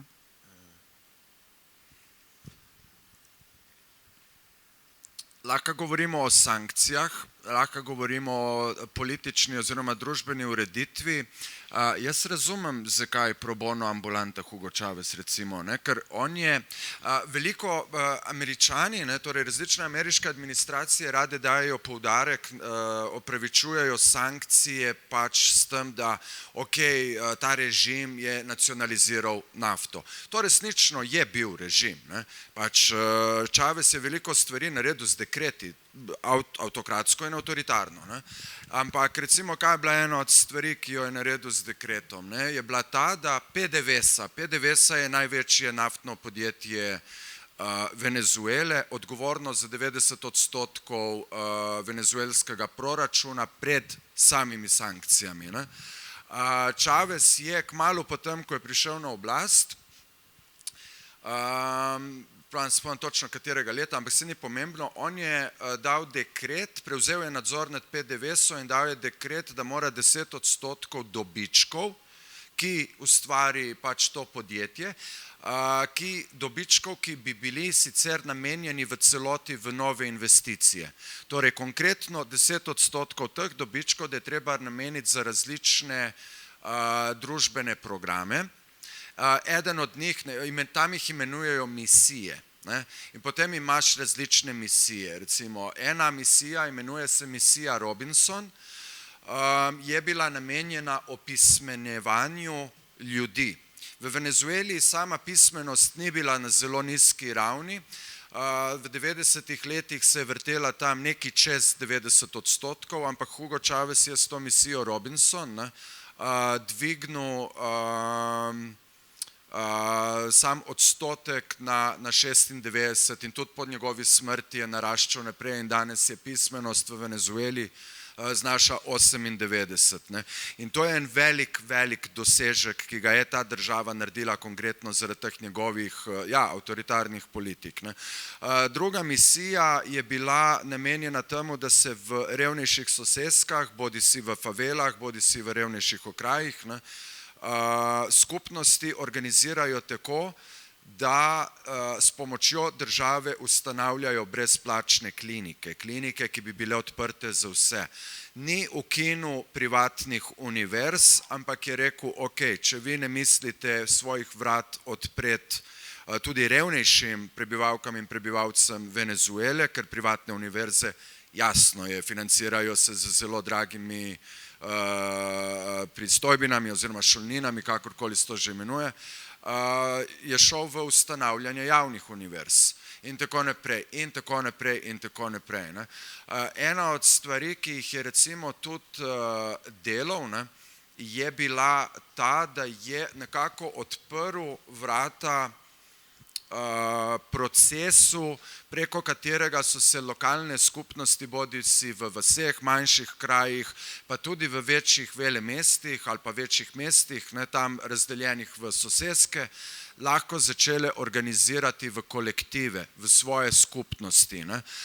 Znan je primer, ko je leta, mislim, da 2005, jaz sem šel potem vse to, mi smo bili v tem Chihuahuju, ne, jaz sem šel to vse pol še enkrat preverjati, da najdem te letnice, da najdem vse to, da ta poročila, ali to v resnici drži, tako kot so nam ljudje tam razlagali, drži. Najbolj znan primer teh ustanavljanja teh kolektivov, ne, je kraj, obmorski kraj, ki se imenuje Chihuahua. Chavez je rad hodil po celi državi, no, on je bil strašna nočna mora za svoje varnostnike, ker če so odrivali ljudi, ki so silili k njemu, je potem on tam se drl na te varnostnike in bil je temperamenten človek. To je bil lik, ki je imel te govore na televiziji po 6 ur, 5 ur in tako naprej. Mislim, da to imel vsako nedeljo. On je v teh govorih kot globoko veren človek konstantno kričal, da je bil Jezus prvi revolucionar. In če greste gledati Jezusov nauk, ja. Tako da on je prišel v ta Chihuahua, na tej neki svoji turneji, da ti sploh prideš v ta Chihuahua, moraš iti v en drugi, moraš iti z nekega večjega kraja Maracay oziroma mesta Maracay čez neke planine, se spustiti dol k Karibskemu morju, tam si v kraju Choroni, čudovit kraj. Tam najameš čoln, ki te pol pelje 45 minut po nekih velikih gričevnatih valovih do tega Chihuahua, ker ta Chihuahua ni drugače povezan s svetom. Ne? No in je prišel tja, mislim, da je bilo to leta 2005 in mu je vaška skupnost, mislim, da 2500 ljudi razložila, ok, mi smo tukaj, tukaj okrog nas so vsi ti nasadi kakavovca, to je bilo prej v lasti Špancev, pa pol je bilo v lasti, skratka zgodovina teh nasadov je dolga, pol je bilo to v lasti nekih tujcev, pa drugih tujcev, no zdaj, ko so pa ti na oblasti, je pa to v lasti oziroma v upravljanju, administrativnem upravljanju različnih tvojih služb, tvojih nekih uradnikov in tako naprej, ampak mi hočemo te nasade kakavovca imeti zase. Mi hočemo ne samo obdelovati te nasade, mi hočemo pač tudi tržiti končne produkte, ki jih tudi mi ustvarjamo, torej kakav, torej čokolada in tako naprej. Mi hočemo imeti nadzor nad to proizvodnjo in mi hočemo odrejati, kako bomo porabili ta dobiček. Lahko plačamo ta davek, ampak mi hočemo upravljati s svojo zemljo in s tem, kar raste na njej. In on je rekel pač, ti nasadi so vaši. In od takrat so. In zdaj, ko vi pridete v ta Chihuahua, center te, in je vas, ne moramo reči, da je ravno kraj, pa recimo, da je manjši kraj, ajde. Ceste so asfaltirane, imajo ambulante, v kateri ne plačaš nič, tudi če si tam kot tujc.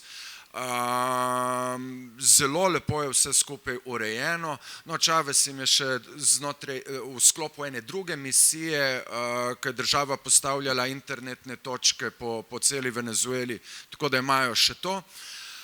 Center tegale kraja Chihuahua je pa cerkev z velikim, kamnitim, čudovitim dvoriščem, ki je iz bolj ali manj belega nekega kamna, ampak je ta kamen različnih barv, ker na eni polovici ali pa eni tretjini tega dvorišča sušijo ta semena, kakavovca, potem ko so dala to prvo fazo, jaz se to ne razumem, skozi, potem jih preselijo tja, pa ono jih obdelujejo.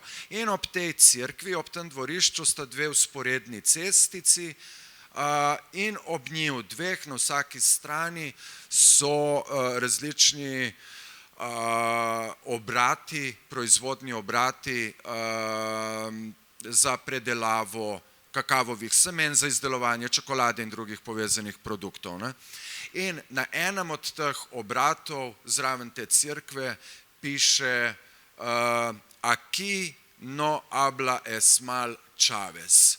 Tukaj se ne govori grdo o Chavezu. In tovrstnih krajev ali pa pač tovrstnih skupnosti je po Venezueli veliko, res jih je ogromno.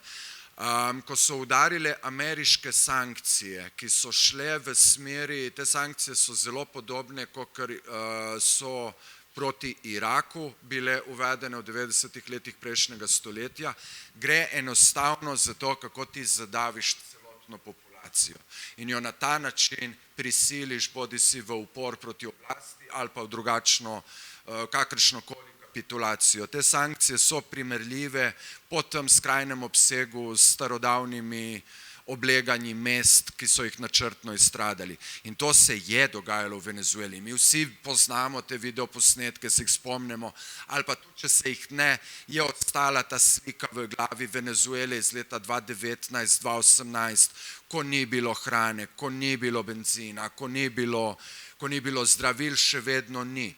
In tako naprej. Posebni poročevalci Združenih narodov, Alfred de Zayas, posebni poročevalec Združenih narodov, je Svetu za človekove pravice leta 2018, potem ko je bil v Venezueli. V Venezueli se ni srečal samo z režimom, ampak tudi z opozicijo, s cerkvenimi predstavniki, s humanitarnimi organizacijami in tako naprej in tako naprej. In je potem leta 2018 Združenim narodom predal poročilo, v katerem je sankcije označil za ekonomsko vojno zoper Venezuelo in zavzel se je za sprožitev postopka zoper Združene države Amerike pred Mednarodnim kazenskim sodiščem zaradi kršenja 7. člena Rimskega statuta, ker je ta ekonomska vojna zelo očitno usmerjena v to, da se enostavno uniči populacijo. Okay? Dobro, Alfred de Zayas je po narodnosti Kubanc, pa lahko rečemo, dobro, ok, ti latinosi. Ne, šla je za njim Švicarka, ravno tako posebna poročevalka Združenih narodov, torej nova figura. Mimogrede, to poročilo je bilo, če zdaj prvič slišite za njega, popolnoma jasno. Zakaj? Ker je bilo prezrto. Je bilo prezrto in je bilo zatrto. Zato mi v medijih poslušamo najslabše stvari možne, ki jih lahko, o državah, proti katerim so uvedene sankcije. Ne? In s tem imam jaz nekaj izkušenj, ker sem bil v marsikaterih teh državah. In mediji jih nekako demonizirajo. Ti prideš tja in misliš, da bo tam ne vem kaj. Ampak potem, ko prideš tja, vidiš, da imaš tam skupnosti ljudi, ki poskušajo preživeti in se znajti v nekih situacijah. Švicarki je bilo ime Alena Douhan, je ime Alena Douhan. Ona je napisala poročilo za Združene narode in ga predala Svetu za človekove pravice leta 2021, v katerem je ugotovila popolnoma iste stvari kot njen predhodnik de Zayas. Ena od ugotovitev je ta, da bolnišnice zaradi ameriških sankcij komaj da obratujejo zaradi 85% pomanjkanja zdravil. Med letoma 2015 in 2020 recimo je število operacij srca na otrocih upadlo za 94% in tako naprej. Zakaj so te sankcije tako učinkovite? Skozi medije in propagando, kateri pravzaprav sledijo mainstream mediji ali pa svetovne agencije, svetovne novičarske agencije. Ne? Ta propaganda velikokrat demonizira ne samo družbo kot tako, ki je targetirana, ampak seveda tudi te režime. Ne? In je veliko recimo usmerjenih poročil v to, da je situacija v Venezueli slaba zaradi nesposobnosti režima, zato ker socializem ne more delovati, zato ker ono drugo in tretje, ne, to poznamo. Ampak dejansko se ta propaganda toliko usmerja v prepričevanje ljudi, da je temu tako, zato da se prikrije to, da je v Iraku recimo zaradi ameriških sankcij umrlo čez 1 milijon otrok mlajših od 5 let, da se prikrije to, da je v Venezueli od začetka sankcij umrlo 100.000 ljudi. Vse tiste novice, kako nimajo hrane in tako naprej, to je bilo res leta 2019, ampak veste, kaj se je leta 2019 dogajalo v Venezueli? Celotno električno omrežje se je sesulo. Zdaj pa, tukaj sta samo dve varianti. Ena je ta, da je šlo za hekerski napad in Venezuela je priročna, razmišljam jaz, priročen tak poligon, da ti treniraš te stvari, če kdaj greš v neko večjo vojno, recimo proti Kitajski, in bodoče vojne bodo šle v to smer. V nekaterih pogledih že grejo, tudi Rusija ni napadla Ukrajine 24. februarja 2022, ampak že mesec prej kibernetsko, torej s hekerskimi napadi. Če pa ni bilo 2019 hekerskega napada, je pa seveda omrežje električno kapituliralo zaradi tega, ker enostavno je Venezuela bila vsa desetletja odvisna od ameriške tehnologije. In če ti te tehnologije in teh rezervnih delov ne moreš dobavljati, ne moreš priti do njih nikakor, prej ali slej pride do zloma. Če pride v bolnišnicah, pride tudi v električnem omrežju. Ne? In elektrike ni bilo 2 tedna. In potem, to je bilo spomladi, in potem je poleti spet ni bilo daljša obdobja tako. Ne? In kaj se zgodi 2 tednih, ko ni elektrike? Lahko začnemo pri starejših ljudeh in ugotavljamo, kaj se zgodi z njimi, če živijo v stolpnicah. Lahko gremo naprej na respiratorje v bolnišnicah. Lahko gremo naprej na zmrzovalnike po celi državi, trgovski centri, do hladilnikov doma, do ne vem kaj, vsa hrana se pokvari. In takrat so prišli seveda na dan ti posnetki, kako v Venezueli ni hrane in kako celoten sistem razpada zaradi tega prekletega socializma. Ko jaz navajam tukaj, kaj je Chavez naredil za ljudi, ne? Pa bom zaključil to, kar sem prej govoril o teh misijah, pa govoril o kolektivu, o kolektivizmu in tako naprej, zato da tudi to zgodbo s sankcijami pripeljem do konca. Šla sva s Karolino, našo prijateljico in gostiteljico v mestu Maracay, to je na severu Venezuele, sva šla do enega kolektiva. To je bila najbolj fantastična stvar ever zame osebno. Jaz sem prišel tja v neki španski anarhistični majici, ki ima nek španski anarhistični slogan, in mi pridemo do kolektiva, kjer so bili domorodci pravzaprav, ne, kar bi rekli po domače pogovorno Indijanci, organizirani 28 družin v kolektiv, zavzeli so neko zemljo, jo tako rekoč skvotirali, na tej zemlji pridelujejo hrano, ki jo imajo zase za svoje družine, grejo se tudi blagovno izmenjavo oziroma sodelujejo v tej, kakor to režim imenuje, neformalni ekonomiji.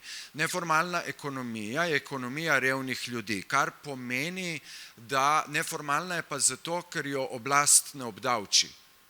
Ne rabijo plačati davkov, to, kar pridelajo, lahko prodajajo na ulicah in to tudi počnejo. Ne rabi biti to samo hrana in zelenjava, so tudi druge stvari. Skratka, ljudem, da preživijo, to oblast omogoča, ne pobira davkov od njih. Pri nas te zadavijo. In omenjam ta kolektiv, prvo so prepoznali mojo majico in so rekli, mi smo tudi anarhisti, in jaz gledam tam te Indijance in si mislim, wow, ok, zdaj mi pa vse povejte o sebi, in so mi med drugim razlagali, da če oni ne bi imeli tega kolektiva, oni sankcij ne bi mogli preživeti. Edini način, da so oni lahko preživeli vse to, kar se dogaja v Venezueli, ne, je bilo to, kar jim je omogočil Chavez še preden je umrl. In se opravičujem, ker sem bil dolg, bomo zdaj pustili Ani, da odgovarja na vprašanja, ampak kar sem rekel prej, ko začneš enkrat govoriti, ne veš, kje se ustaviti. Glavni problem, in s tem zaključujem, je ta, da nočeš, da stvari izpadejo kot neka propaganda. Nočeš. Ampak dejansko moraš pa povedati stvari, ki si jih tam videl, ki si jih tam spoznal in o katerih si naknadno tudi veliko bral, ko si prišel domov, in to ne venezuelskih virov, ampak virov od drugot. Virov, kot so IMF, kot so Svetovna banka, kot so ne vem kaj, ki vsi v svojih poročilih nekje ugotavljajo, da pravzaprav te sankcije ubijajo gospodarstvo. Edino IMF, Mednarodni denarni sklad, je nekako zapisal, to je bilo 2018, da je za druge latinskoameriške države ful dobro to, da so milijoni Venezuelcev šli ven iz Venezuele, da so šli v države kot je Čile, Kolumbija, Bolivija, ker je to dobro za delovni trg teh držav. Potem pa bereš poročilo Amnesty International naslednje leto, ki ti pač piše, da imajo milijoni teh ljudi zelo velike težave v vseh teh državah. In pogovarjal sem se z ljudmi, ki so šli iz države in šli nazaj noter v to, in pišem to reportažo za Mladino, jaz upam, da bo šlo skozi. Problem bo pa seveda, kako v kratkem, razmeroma kratkem obsegu povedati vse, kar smo tam videli. Naj bo to z moje strani, prosim lepo, ker nisem jaz danes tukaj gost. Vprašajte kaj Ano, ona je bila 3-krat že tam. 2-krat, 100% več kot jaz.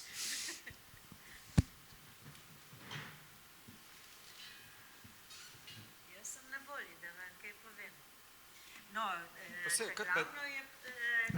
No, je povedal Erik, ja, ampak kaj sem, jaz sem pa bila med ljudmi tam tako tudi in ne vem, meni je tam izredno všeč. Situacija je že dosti boljša, zelo so organizirani. Bilo je pa res hudo, no, tudi znajo povedati vse mogoče, kaj se je dogajalo. Mene je presunilo to, jaz sem v bistvu pošiljala zdravila v Venezuelo in imela sem ogromno težav. Včasih je tudi par mesecev minilo, da sem zdravila sploh spravila do tja, ker pač Amerikanci so šli po sistemu udariti, kjer najbolj boli. In ne boste verjeli, eno od najtežjih zdravil, ki jih je bilo najtežje dobiti v Venezueli, so bili antidepresivi. Si predstavljate, če eni deželi ukineš antidepresive, kaj lahko rata? No, tako da v bistvu ta zdravila sem spravljala tja. Prej smo govorili o tem, da se dobro z dobrim vrača in nekega lepega dne sem dobila karto za tja in hotel in sem lahko šla. In sem videla vse in sem vesela, da sem tam bila, da sem videla, kako je zdaj. Je pa res, bila sem lani junija in bila sem letos februarja. Od junija do februarja je bila že zelo velika razlika. Zelo velika razlika, kako so se postavili na noge in kako se znajo organizirati. Niso dobili cepiva za COVID oni. So ga plačali, pa ga niso dobili. Marsikaj se je dogajalo takega. In tako, ko greš med ljudi, ti boš tudi slišal, kaj sem. Maduro ni tako dober predsednik, kot je bil Chavez. Ne? Ampak se vidite, kaj počnejo z njimi, zato Maduro ni tako dober. Ne? Tudi. Tako da, vprašajte, če je še kaj tazga. Aha, evo. Koliko sem zdaj prisluhnil vajim besedam in to, ugotavljam, zdaj ne vem, če prav ugotavljam, da diktatura proletariata, koliko se hrdo sliši besedo diktatura, še ne boljša demokracija. No prav? Mislim, ja, demokracija je super, ko bi jo le imeli. Resno, ko bi jo le imeli. Absolutno. Ne. Jaz drugače, ko rečem anarhist, ne, se tudi malo šalim, ne, to je tudi zbadljivka na nek način. Zaradi tega, ker enostavno ne verjamem zdaj spet v tako sposobnost, da bomo pa mi zdaj vse odločali na kolektivih. Ne, tudi ti, o katerih govorim v Venezueli, to obsega manjše skupnosti, ki tvorijo mozaik širše te družbe. Ne. Da se ti v lokalnih skupnostih spopadaš z lokalnimi problemi. Ne. Mi imamo to pri nas recimo v obliki civilnih iniciativ za zaščito te reke in tako naprej. Kjerkoli ljudje pristopijo skupaj, tudi primere smo slišali druga, ne? Od Ane danes. Se pričujem, prosim. Jaz tudi Madura nimam za... Mislim, prvo kot prvo, glej. Ki sem jih šel brati, ko sem prišel domov, sam da si razjasnim, so poročila Amnesty International o tem, kaj se dogaja v Venezueli. Ne? In ja, ne bomo zanikali, ok? Režim vseeno ima primat in vlada s trdo roko. Ne? In opozicija seveda se tam sooča z velikimi problemi.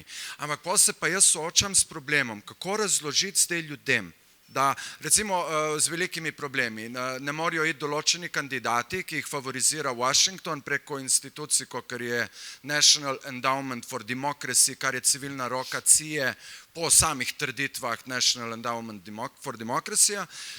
Zakaj ti kandidati recimo ne smejo iti na volitve? Ne? Ampak pol ti vidiš, ko se zakoplješ notri, vidiš, da ti protagonisti te opevane ameriške demokracije in njenih zametkov v Venezueli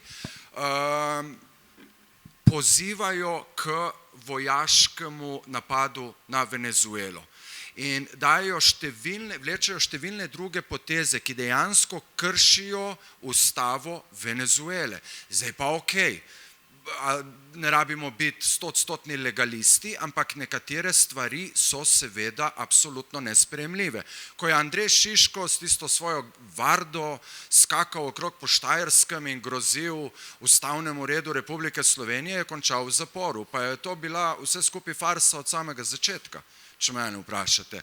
Ampak tudi tukaj potem sankcije ne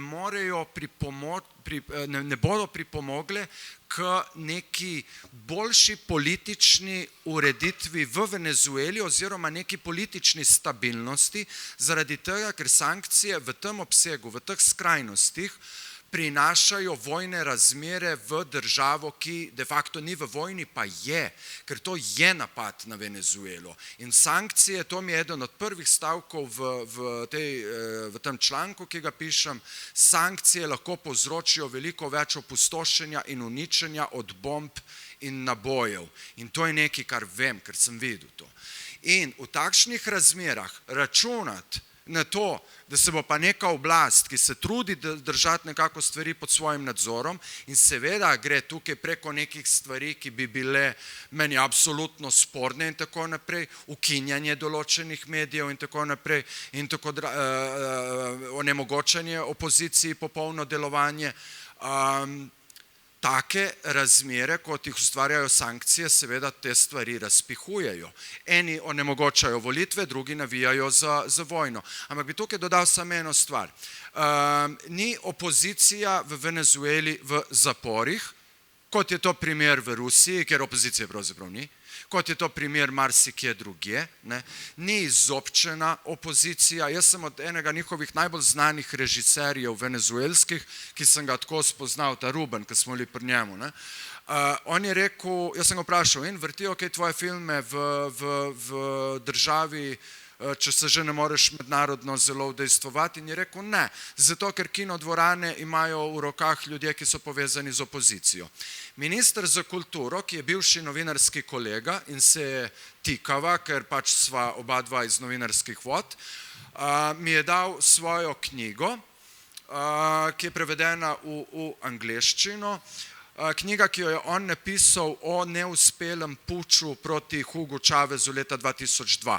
To je puč, ki je trajal manj kot 48 ur, 2 milijona ljudi je šlo na ulice in je reklo, vrnite nam predsednika. Dejansko je bil izvoljen. No, on mi je dal to knjigo in jaz obrnem tole knjigo, pogledam to zadnjo platnico in vidim, da ima, a veš tisto, kad daš na zadnjo platnico, daš kaj je kdo napisal o tej tvoji knjigi. No, in ima odlomek iz skrajno desnega dnevnika El Nacional, v katerem pač ta, ki je naredil recenzijo njegove knjige, piše: sicer se ne strinjam z vsemi opažanji in ugotovitvami v tej knjigi, vendar jo priporočam zaradi tega, ker dobro dokumentira tisto stvar. Zdaj predstavljajte si, prosim, knjigo od Janeza Janše, da bi na zadnji platnici pisalo: sicer se ne strinjam s tem, kar ta tip tle notri opaža, ampak ajde, daj preberite. Ne bi šlo skozi. Ne bi šlo skozi. A veš, ali jaz zdaj zaradi tega malikujem bodi si tega ministra, ki sem ga tako spoznal. Jaz sem bil čez 1 uro v favelah, tam je bilo meni veliko bolj zanimivo. Ampak je pa prijeten človek. A ga jaz zdaj malikujem? Ne. A mi je ta režim tako dober, bi ga podpiral za vsako ceno? Ne, seveda ne. Ampak razumem pa, zakaj nam nekaterih stvari ne govorijo. In tako kot Ano, kot pravnico, boli vse to, o čemer nam je danes govorila. Mene kot nekoga, ki je v medijih, ki se novinarsko, ki je angažiran in tako naprej, pa boli ta tišina. Ta tišina, da mi ne smemo vedeti, kaj se pravzaprav zares dogaja po svetu. Na tak način nam brišejo realnost tega sveta, brišejo nam svoje zločine, ki jih delajo in tako naprej, in brišejo nam kakršnokoli predstavo o kakršnikoli alternativi, ki bi jo naša družba lahko imela, in sem videl po svetu dovolj primerov, od katerih bi se mi lahko kaj učili, pa pač se ne, ker za to niti ne vemo. In to je to, kar smatram je za ultimativni zločin vsega tega, kar se pač dogaja, ker se to ne dogaja samo Venezuelcem, ampak tudi nam. Geslo neoliberalne kapitalistične agende pa vsi dobro poznamo, reče se mu Tina. Tina je kratica za angleško frazo there is no alternative, ni alternative. Mi pa pač smatramo, da je, tako da furija bolivarjana vse povsod po vsem svetu.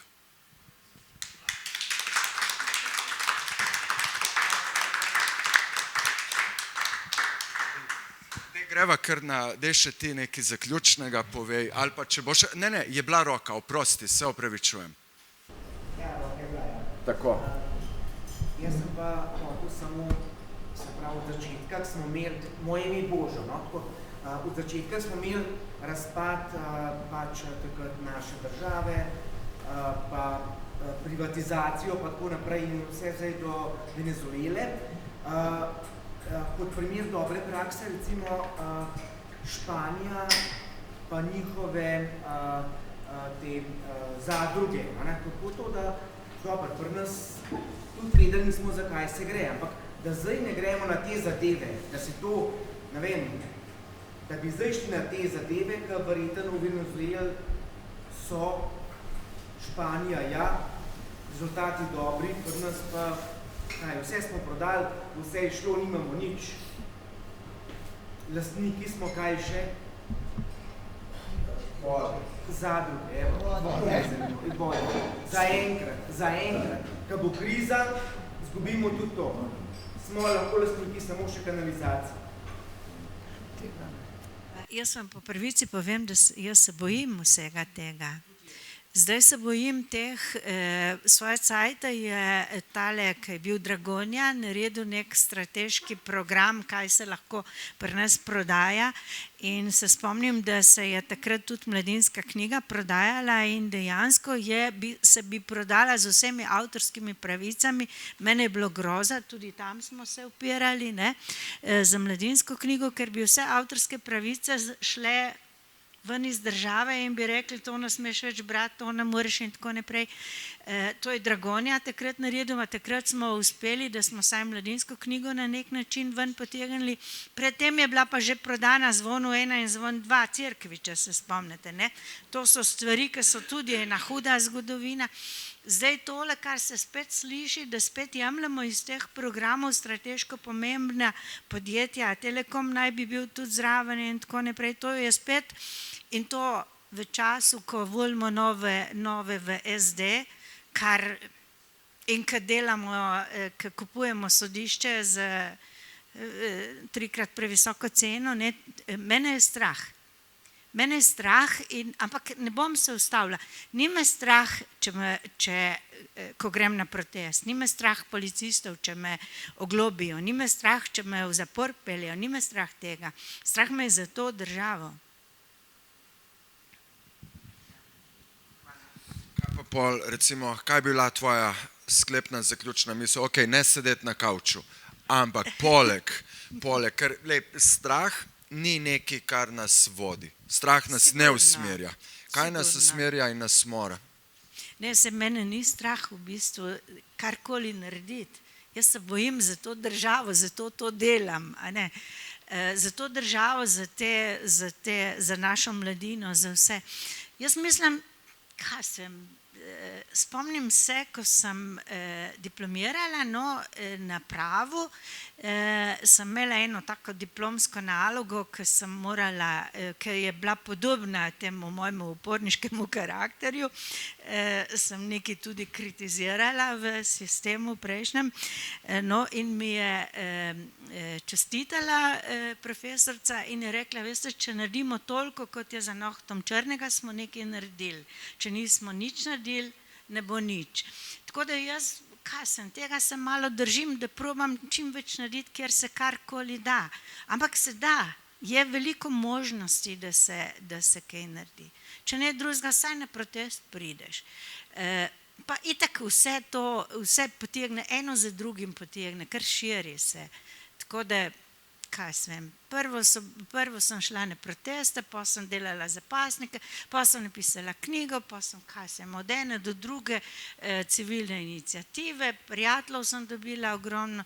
Jaz včasih pravim tudi, da, kot je rekel Erik prej, da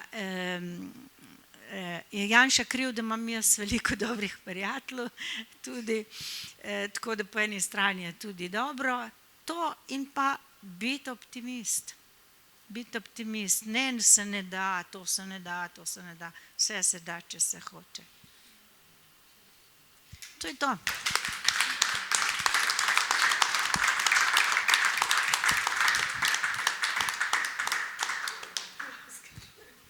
Ne, to je to. Hvala, ker ste bili danes z nami. Zdaj sledi ta najbolj zabaven del, to sem narobe rekel, ampak zdaj sledi neformalno druženje. Koliko zabavno bo, je odvisno vse od nas. Hvala ti, ker si bila naša gostja. sem slišal že veliko stvari, ne veliko, ampak nekatere stvari sem že slišal prej, pogovarjala sva se o njih, ampak jih je užitek vedno znova poslušati, ne, je nek navdih iz tega, ne. Tako da hvala ti tudi za to. Ne. Hvala tudi tebi.